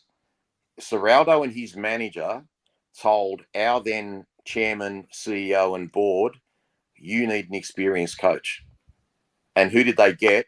They got a guy who'd been out of the NRL for over 10 years, that had been flicked by a couple of Super League clubs, that had previously sued our own club. We rehired him and put him with a coach that had never been a coach before. So, again, why should we be blaming Benji Marshall? Why aren't we blaming the people before that appointed Benji? Because I think with the right people around him, he could be a good coach. No one was complaining when he shot, 4 over par at Concord and we beat Cronulla and Parramatta back to back. There is a perception about, going on holidays and all that sort of stuff. That's, even though I think he's entitled to do all that, I still think it's not a good look. But, I just think it's unfair given the squad we've got. Like, even Wayne Bennett's gone through stages where post-Bronco, origin period, they'd have 8 or 9 losses in a row and they'd miss out on finals. Like, Benji's never gone through a rut of losses as a coach. So he's still learning how to manage this. And I think the hardest thing for him now is how does he manage the criticism, because it's only going to build up. Even if you're right, Josh, and we do win 2 or 3 games for the rest of the year, he's just going to be facing all this crap from the media that I think now is unjustified. I think if you want to bag Benji, bag him for only winning, say, 2 of the first 6 or 7 games when he had most of his full squad there. But don't bag him now without, both his starting second rowers and, he's got wingers playing in the centres and guys that he wants to flick from the club starting at centre this week and stuff like that. I just think it's very harsh. Like, I'm being critical of Benji in some ways because I see the team making simple errors and I think, well, how hard are you guys practicing those simple 1%ers? But at the same time, I'm a realist to know that it's his first fucking season as a full-time coach.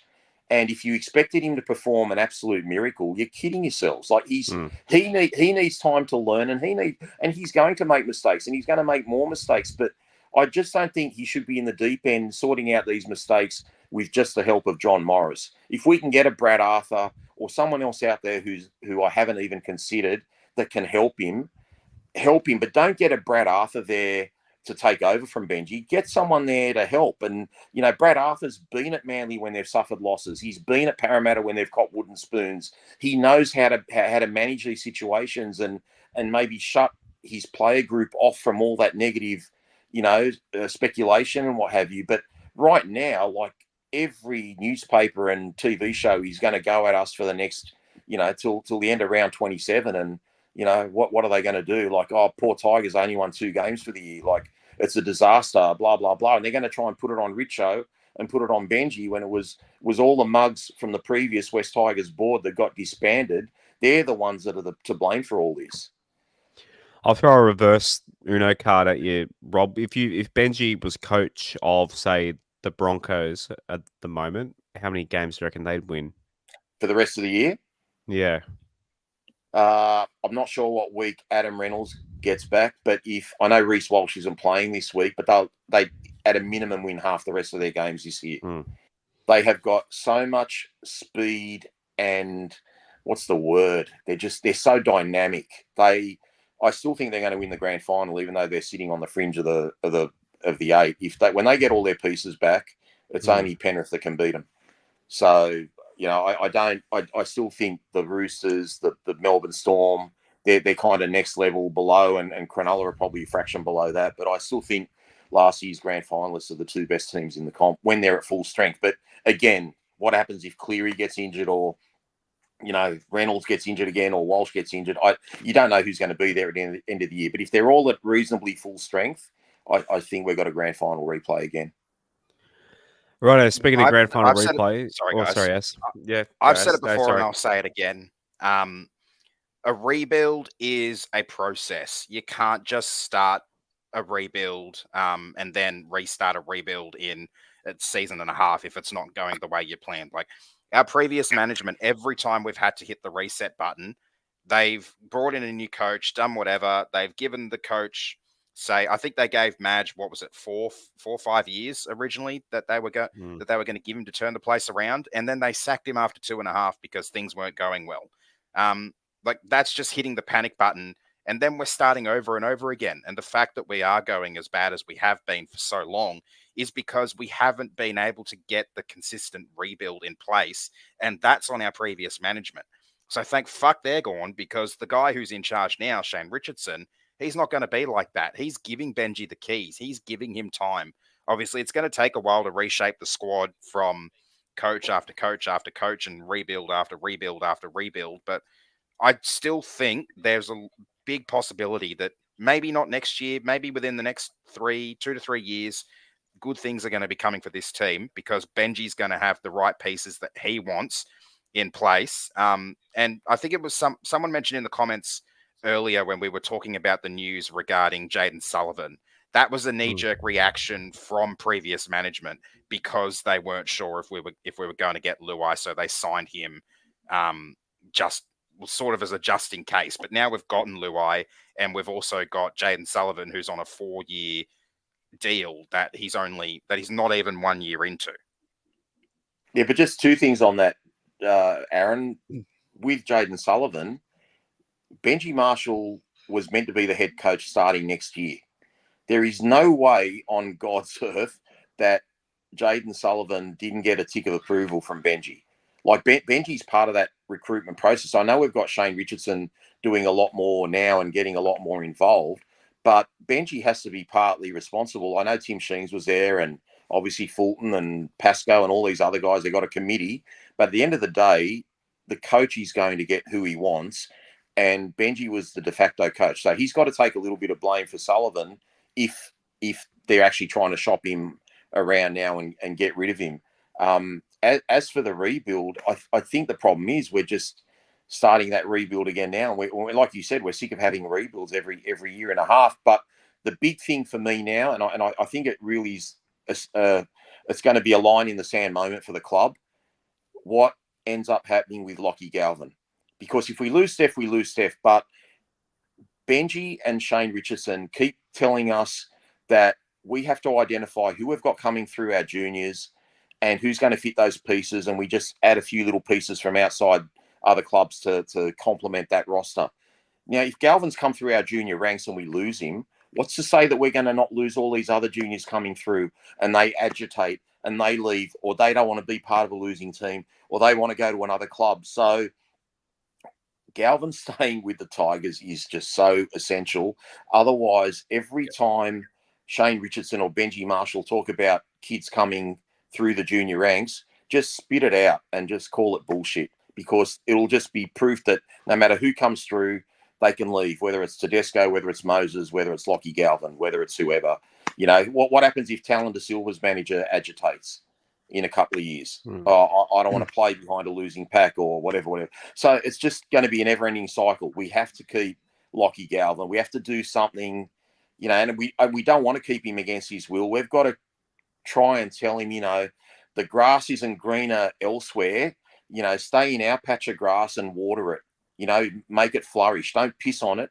Stay with us and make us a better club.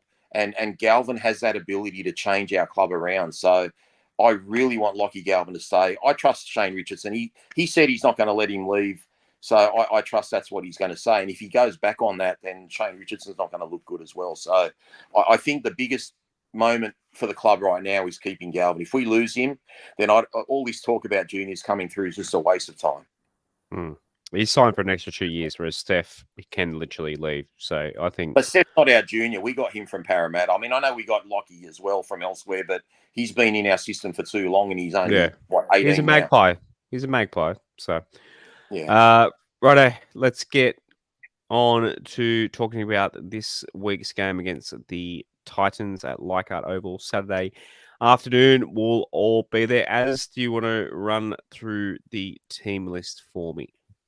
No problem. So wearing jersey 21, because the number 1 jersey is being rested for the late, great Keith Barnes, is the fullback Jareem Buller. Alex Lobb and Charlie Staines are on the wings, with Brent Naden back into the centres along with Justin Olam. Aiden Caesar is back in the team in number 6, with Api Coruscant shifting into the 7. Stefano Utoikamanu and Alex Twal are the starting front rowers, with Talon De Silva coming in at hooker. Fanua Bolle and Samuel Afenu are the second rowers, with Justin Matamua at lock. The bench is Alex Seyfarth, Sione Fainu, Ruben Porter, and Solomona Fa'atape. Kit Lauli'i is 18th man, along with Luke Lauli'i, Heath Mason, Jordan Miller, and back on a Tigers team list for the first time since Easter 2022 is Adam Dewey. 22, 23? 23, sorry. Yep, 23. I'm a year behind myself. I knew what I meant. Yep. We'll I knew. We all knew what you meant. I was just an arsehole correcting that. Yeah, lots to poke a stick at here. Talon De Silva at hooker. Obviously, Jakey Simpkin gone to Manly. And yeah, try and Appy at half. I mean, last time I believe we tried Appy in the halves was when we beat the Dolphins last year. He played 2 games in the last 3 rounds in the number 7 last year. Obviously, that first one was the one where we beat the Dolphins, and the second one was the one where we lost to Manly when they were playing American football. Not sure how much to read into body language too much from the fan day, but the person who looked the happiest in the most jovial might have been Talon De Silva, and obviously he might have known that he's getting back to first grade this week. I've been waiting for him to. He is the future. I think at 9, we obviously want less workload on Appy, so I'm keen to see Talon in the number 9. How long he'll play for? Will he play a whole 80 minutes? Can he play a whole 80 minutes? I'm not too sure, but any thoughts on Appy in the half and TDS at hooker, Rob? Obviously, I just can't see that bench again. Am I correct in saying there's no backup hooker or half on that bench? Yeah, that's what I'm saying. Is he going to play 80? I think it's a big ask for Talon to play 80 minutes, but that's obviously the plan. I don't see Appy switching from 7 to hooker during the game. So, yeah, obviously the plan's for him to play 80 minutes. So that's quite interesting. I don't know. Is that how we're going to run out, really, with Appy at 7? I don't know. Maybe Appy will start at hooker and we've got another plan. I really don't know. But I don't see Talon getting through 80 minutes, but I'm happy to see him get an opportunity and see how long he'll last. Like, how much time has he been playing in lower grades? I know he had a period of time where he was out injured as well. So it's really a big ask to step up to NRL level and play a full game. The only way I'm like piecing a puzzle together to kind of work it around that Talon doesn't play 80 would be Adam Dwayhe coming onto the bench and playing limited minutes and pushing playing in the halves and pushing Appy back to 9. But Benji said in the press conference that Adam was just going to get some game time and get some Yeah. miles and legs in cup. Because there's literally no other half. Because if there was another half in the side, you could push Appy I agree. back to 9. What I'd be thinking either. might happen. Obviously, Brent Naden's played a bit of halfback in reserve grade, so I know it's not ideal, but it does look like there's the potential for Solomon Afar-Tape to head into the centres, Brent Naden to shift into the halves, and Appy to shift back to hooker. But that is a massive shuffle, and I don't know how that would go. What about Naden? We go Naden to fullback and Baller to 5'8". I need 2 Panadols. It's like playing 2K. One for each of our theories. Don't you start moving Buller to the halves, for fuck's sake. I'm trying my hardest to I don't know. Yeah, look, Naden, we don't really... Rob, you're pretty harsh on Naden, his attitude. Before, would you be throwing in a Felity or someone else over Naden, just purely... Or would you just pick Naden because he's the more experienced guy?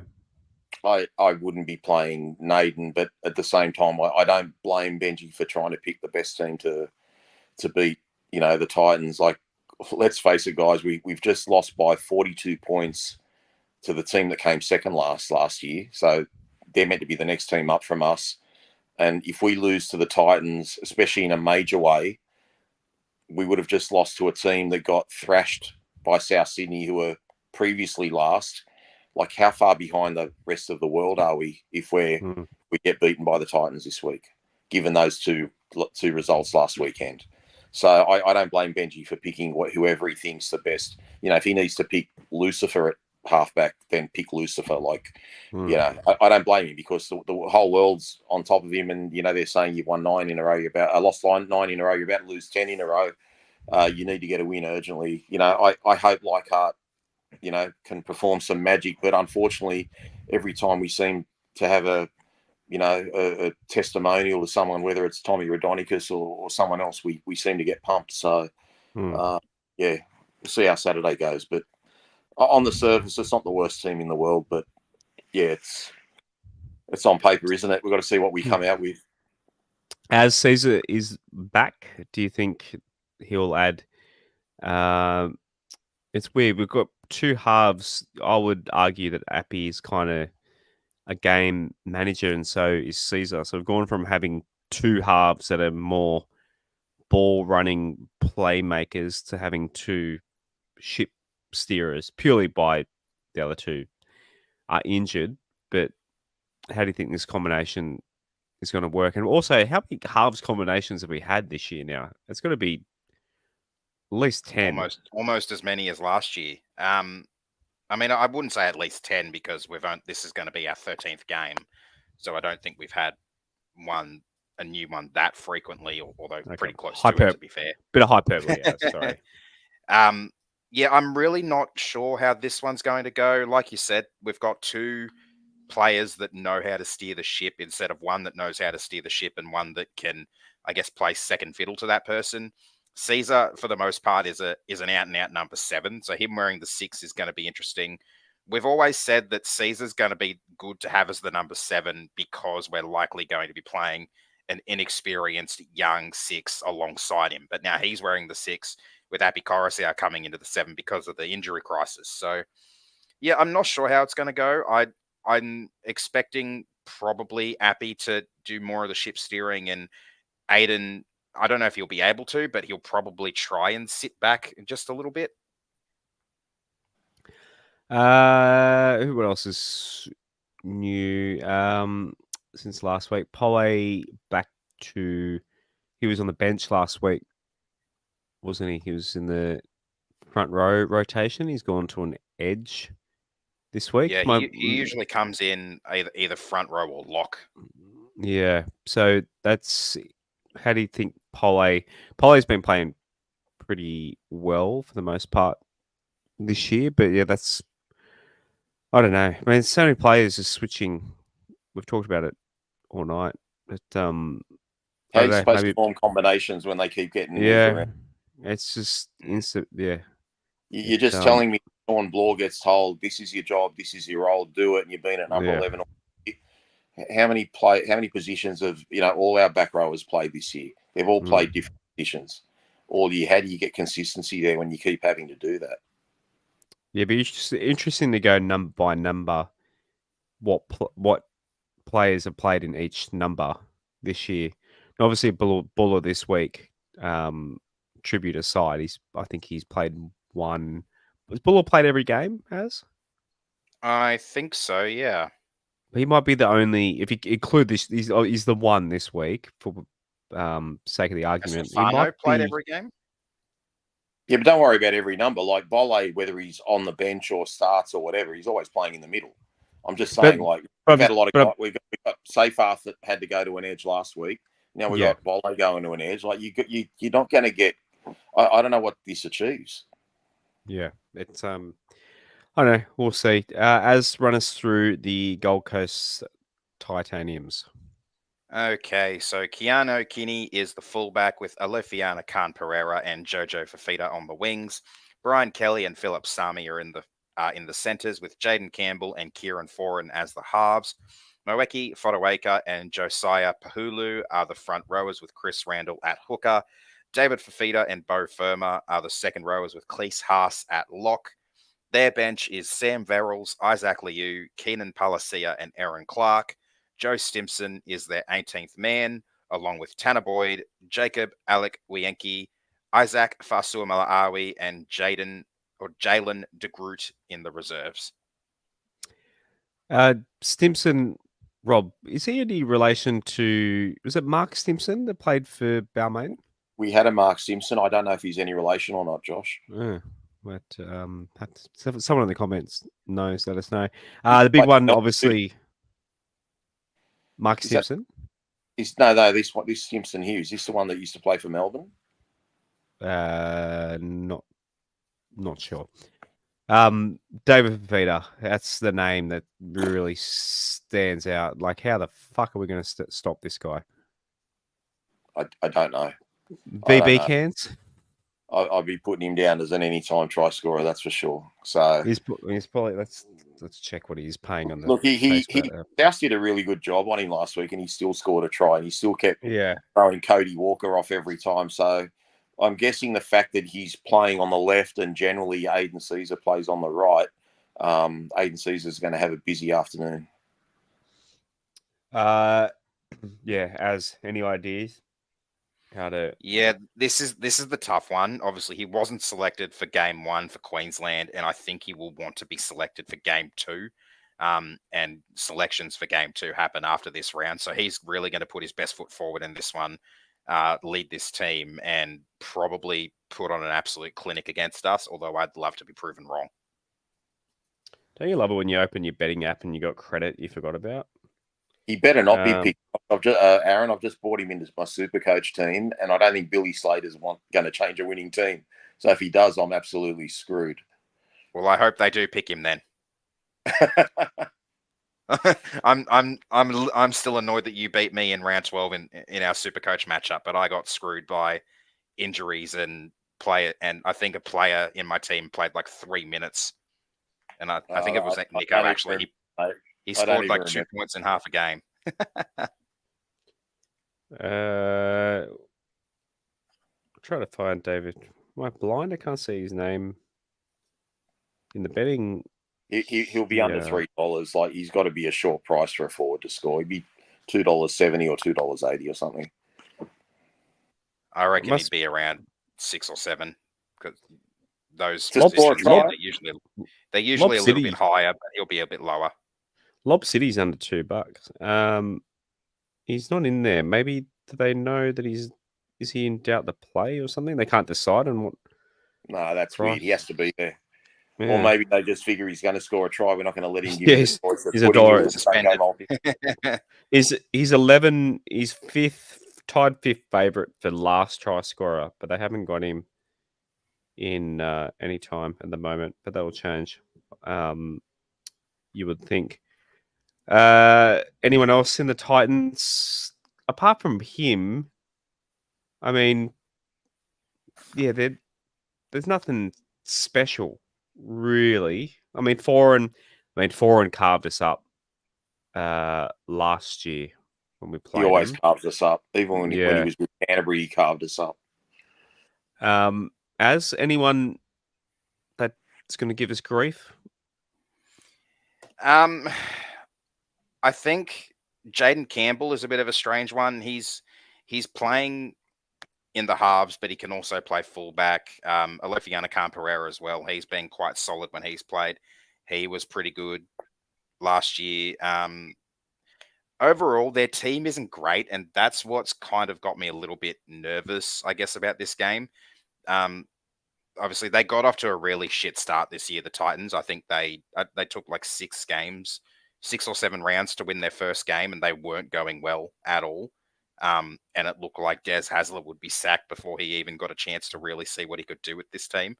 But they started to then turn it around, and even with this team, even after copping, I think it was something like 4 or 5 injuries in that game against the Cowboys that they won at home a while back, they've been decimated by some injuries too and had a lot of changes, but they're still aiming up, and that's the sort of thing we need to do. Alex Twel's $51 for, sorry, talking about gambling in between you, good points. $51 for first try scorer.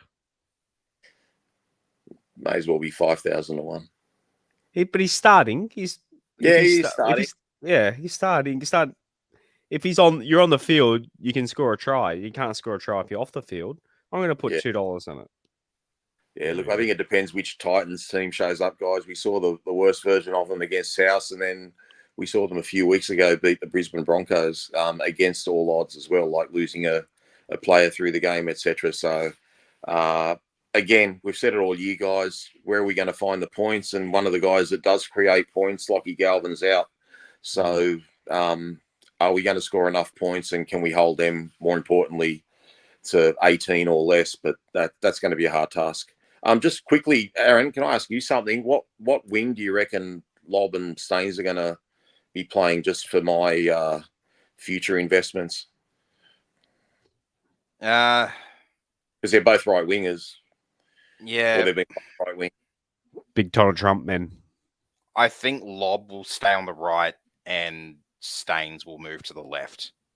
Okay. Right, so it's a bit of a hybrid show tonight. So your best comments from the review from last game. Chris said, I feel like I'm watching the Magpies in the 90s. No matter how many players we have out, losing by 50 sucks. When the team was released on Tuesday, I thought to myself, wow, Benji dropped a few back to cup this week. Then I saw it was our team. I challenged the listeners or the podcast crew to do some digging and find a poorer, weaker 17 to play for West Tigers in the past 24 to 25 years. Not in results, but experience, lack of talent, etc. As I think at the top of your head, it would be by far the least experienced team we've had. Oh, absolutely. Even in the early days of like Mitchell Moses, James Tedesco, Aaron Woods, Luke Brooks, even when they were all young and just getting into it, we had a lot of experienced players around them. Yeah. We don't have that many now, and some of the ones that we do have were out of this game too. For example, Clemmer. Yep. Yeah, Clemmer, Bateman, Pappy's been going for a while. Adam Dwayhe's been going for a while himself too. Who else were we missing? Caesar. Like, yeah, literally, there's probably 1,400 games missing at the moment. We had 17 players play on Friday night, and off the top of my head, I would say 8 or 9 of them, maybe 10, single digits in total games, total NRL games. Really And fast. we wonder why we crashed. When are we going to talk about the Stanley Cup? Mate, I'll talk hockey. I'm not going to talk about basketball. Fuck the Celtics. Sam Tenuelu said, "We are our own worst enemy. We make the dumbest errors and give away the dumbest penalties at the most crucial periods of the game. We had all the momentum, and Olm's error killed that momentum. Then we just continued to compound that error for the next 30 minutes. Steph has checked out. I had him as an Origin player in the first few rounds, but he's been serving up shit since the contract talks started. Appy's all heart and needs everyone else to play with the same passion to get even get close to winning games. Love this team, but the weekly beat down my mental health gets watching our Tigers is tough to manage. Not sure what the solutions are here. I understand that we have injuries, but we really are one of the dumbest teams in the comp who makes errors. Other teams don't bring on 2025.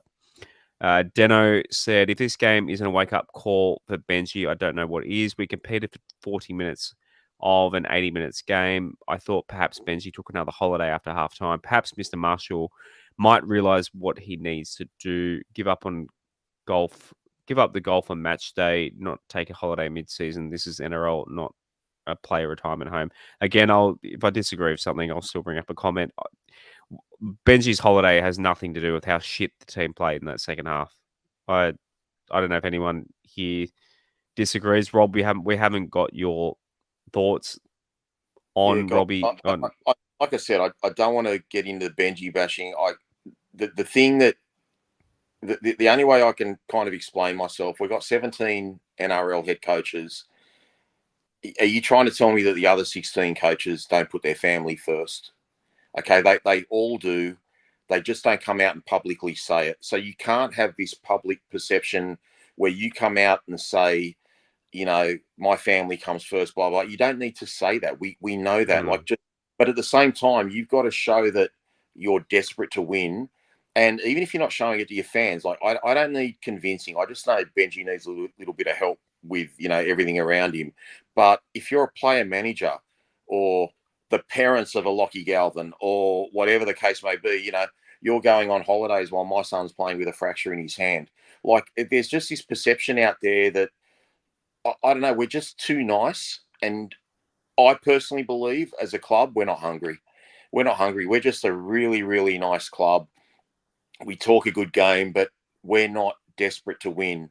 And maybe Benji has to talk about this family first stuff to all the rest of his players so they kind of cope with the losses more. But we need like our coach to not accept losing, okay, and for him to try and find ways. And this is his journey now as a coach and his experiences, and he's got to draw on everything he knew as a player to try and get us to win. Because I don't want to hear about, you know, him, you know, playing golf or going on a holiday. And, you know, obviously his wife loves him, but I don't think his wife coming out and commenting on the whole situation does him any favors as well. So there's a perception out there, like, you know, what's going on with the club? What's wrong with the club? Does this bloke really care? Like, you know, you hear the stories about Brad Arthur getting in there at 4 a.m. and everyone does things differently. But you're telling me that Brad Arthur didn't care about his family more than the team?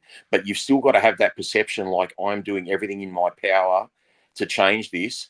And I don't think you're doing everything in your power if you're sending out other messages. Granted that you're allowed to do what you want. I'm sure Ivan Cleary plays golf or tennis or swimming or whatever the fuck he does.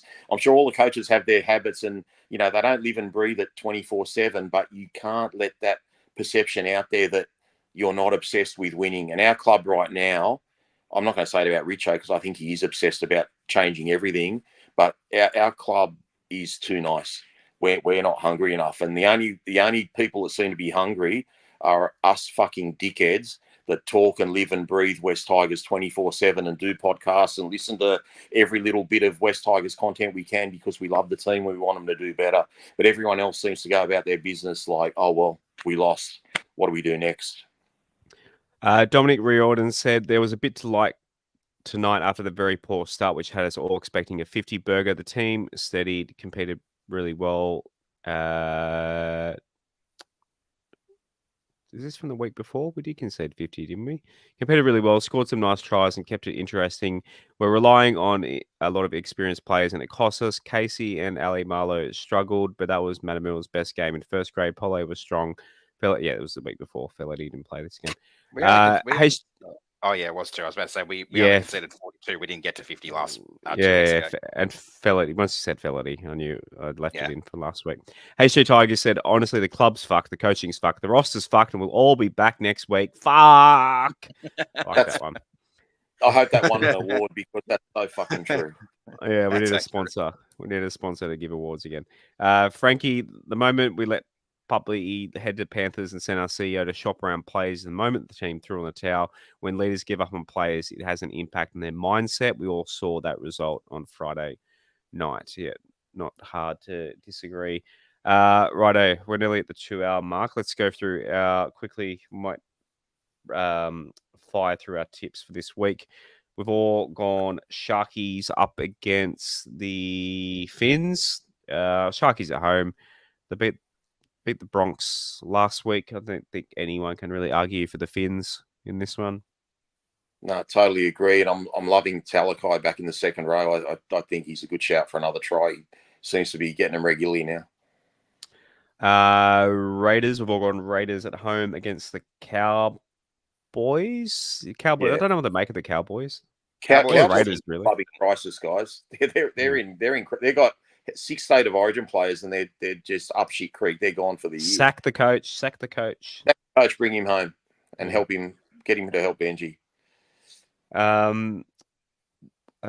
This one we've all gone Bronx against the Rabbitohs. Is this at a core stadium? I'm in the betting app. Yeah, it is. At the moment. It's at I a core. assume so South's at home, but I don't know. A tough They're one. pretty This is shit. a close one. No Reece Yeah. Walsh, but I reckon the Broncos still have enough to get over Souths. They're Yeah. Souths are improving. They're not the garbage team they were at the start of the season. They're improving. They'll find some more wins throughout the season, but I don't think it's going to be against the Broncos. Yeah, 4.5 start for them. Just Dunno, the Broncos Friday at the night. start of the league points. That's the only thing I'm concerned about at the moment. Until they get their full team back, I'm not overly confident, but I'll tip them. Tigers.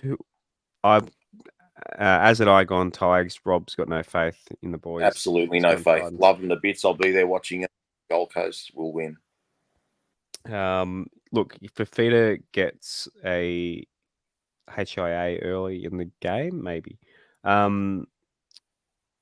just a little hamstring tweak. Nothing serious, although they're putting him out of Origin too. Maybe just a grade 1, maybe a grade 1 hamstring tear or something.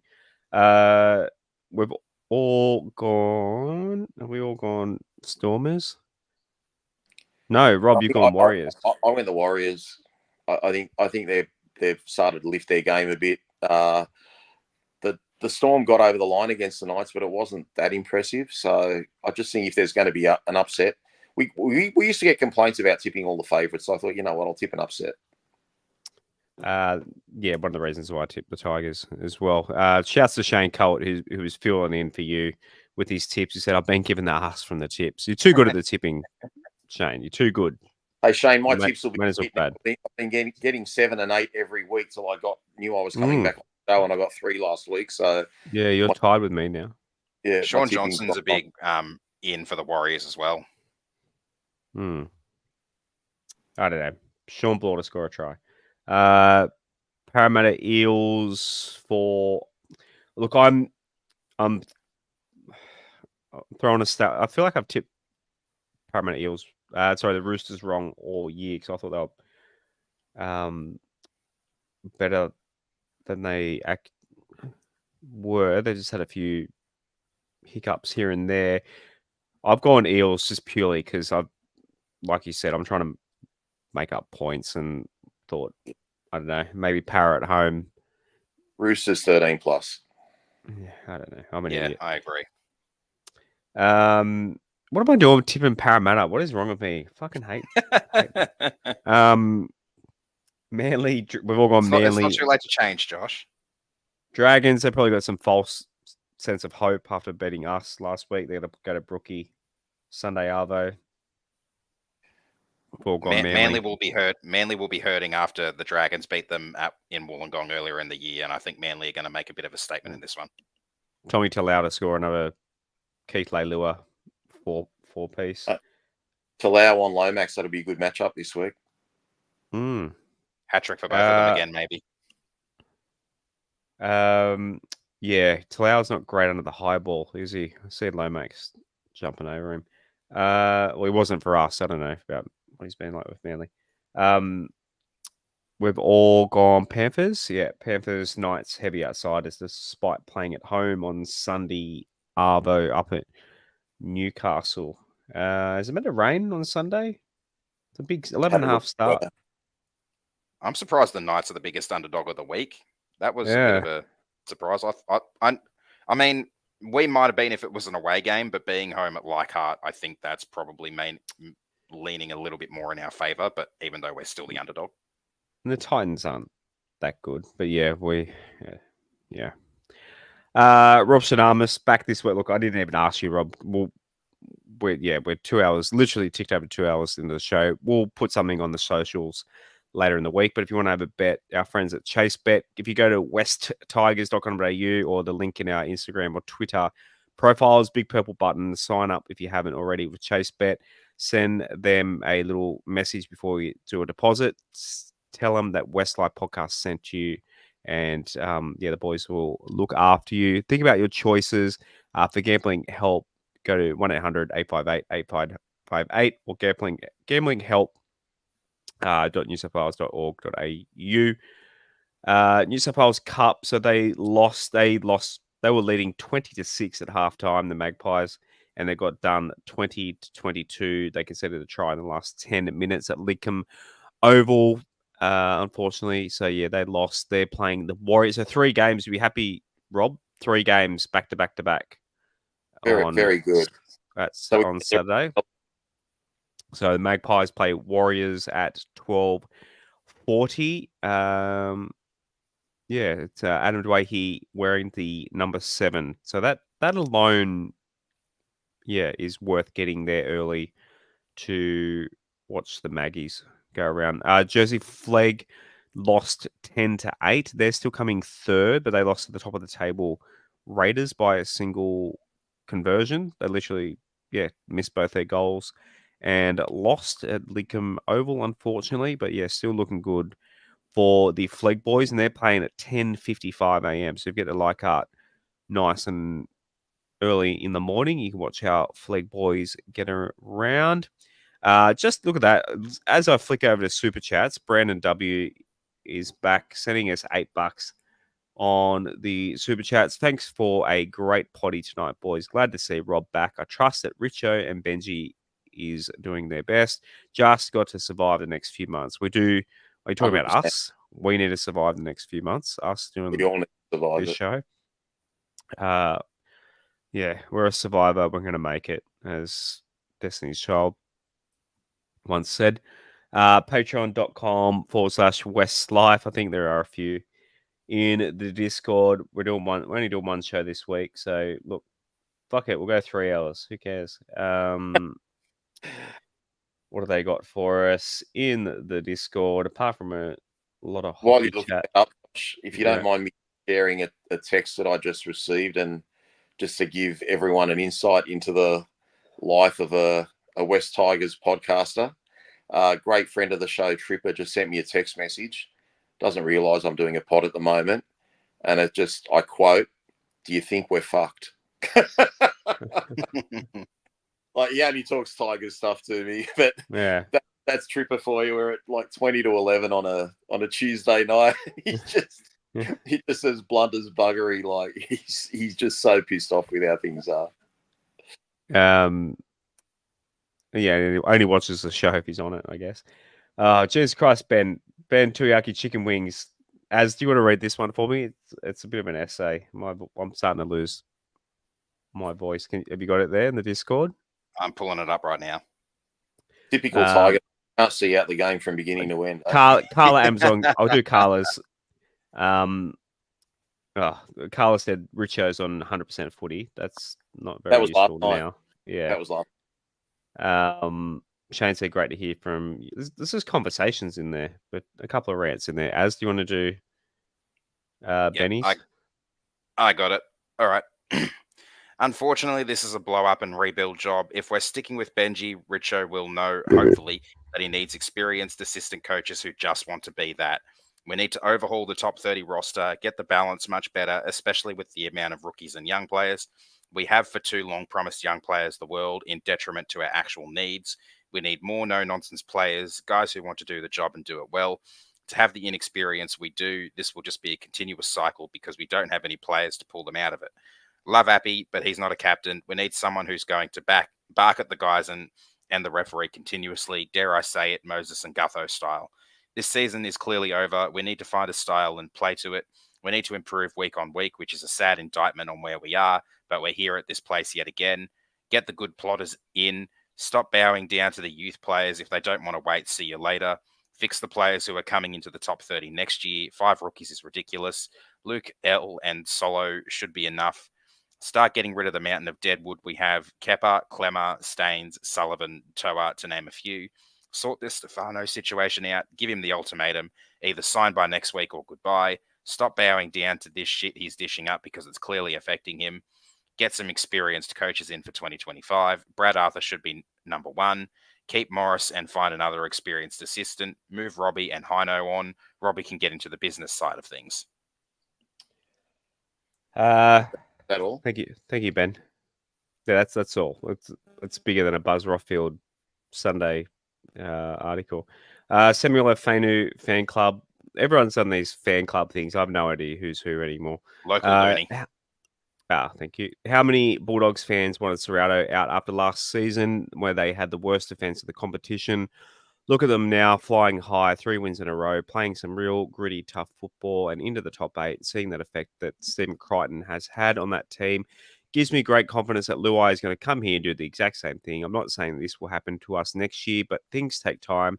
There are processes, and it's important you stick to them instead of changing plans whenever things get tough. I know it's a tough slog being a West Tigers fan at the moment, but Richo has done a lot in a short amount of time. He's been there, and even though it's not translating onto the field yet, better days will come. J. Danger Ross asked, thoughts on AD working his way back into first grade from injury. I'm so happy to see AD back out there. I see a lot of hate, even though he hasn't played for over a year. I think people have forgotten that how good Adam has been for us in the past, and at the very least, he lives and dies by results. He shows the most passion. He's like seeing some of the players walking off the field laughing as we got for nearly 50 put on us last week. Adam Dwyer, he doesn't do that. He literally he puts his heart on his sleeve and plays with pride for the team. And I really hope we do I think they've offered him a base minimum wage for next year. I hope he takes a 1-year deal to kind of start a redemption story. He's a good person. I like him. There's been the thing where he wants to play in the halves. Maybe he just takes the money and plays in the centers, and I think he can do a really good job and be a very good solidified center with Olam in the future. So I love Adam Dwyer here. What about you boys? Oh, you're preaching to the converted here. Look, I think I'm only speculating. I don't have any information, but if Adam gets an offer from another club to play in the halves, I'm sure he's going to take it. Sure.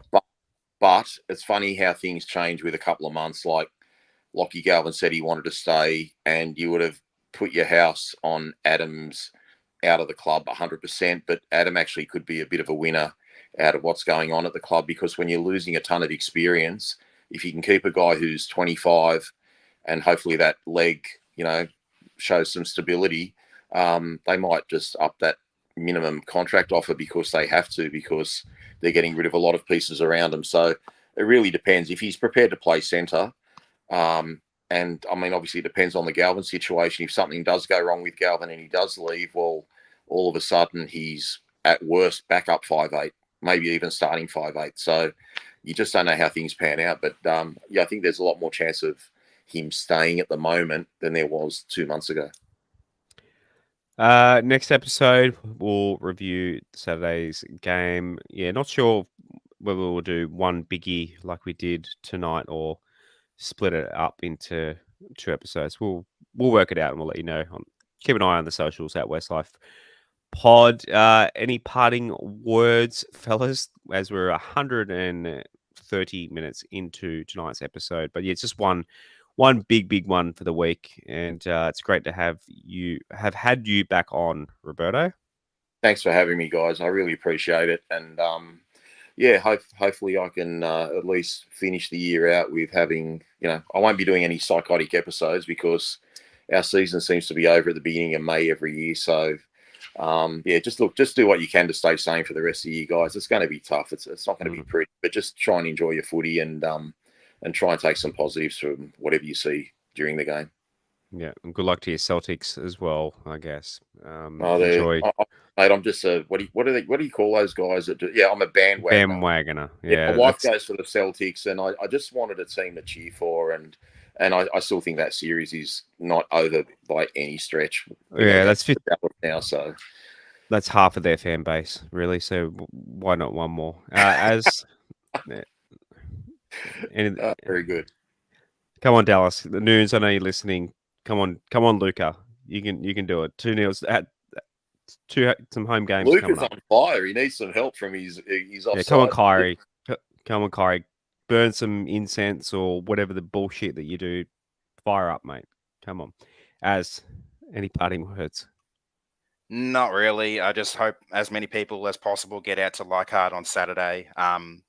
Get there for the reserve grade game if you can, because it'll be nice to be able to cheer Adam on as he returns to the field for the first time, which I'm looking forward to seeing him play. Yeah, hopefully we can get the win, find a little bit of pride in the back half of our season, and yeah. John said on Facebook we need Kleenex as a sponsor. I apologize. My flu. If I sound like I don't even cry anymore, guys. I don't even get the shits. Like it's just. I thought it was a flu reference. Is he talking about crying or something else? Or is it happy? I don't know. It's late. Let's go to bed. All right. Thank you, everyone. The hundreds of you that joined us tonight, and we'll see you at Leichhardt on Saturday, possibly wearing our WestsLife jerseys. They are on their way.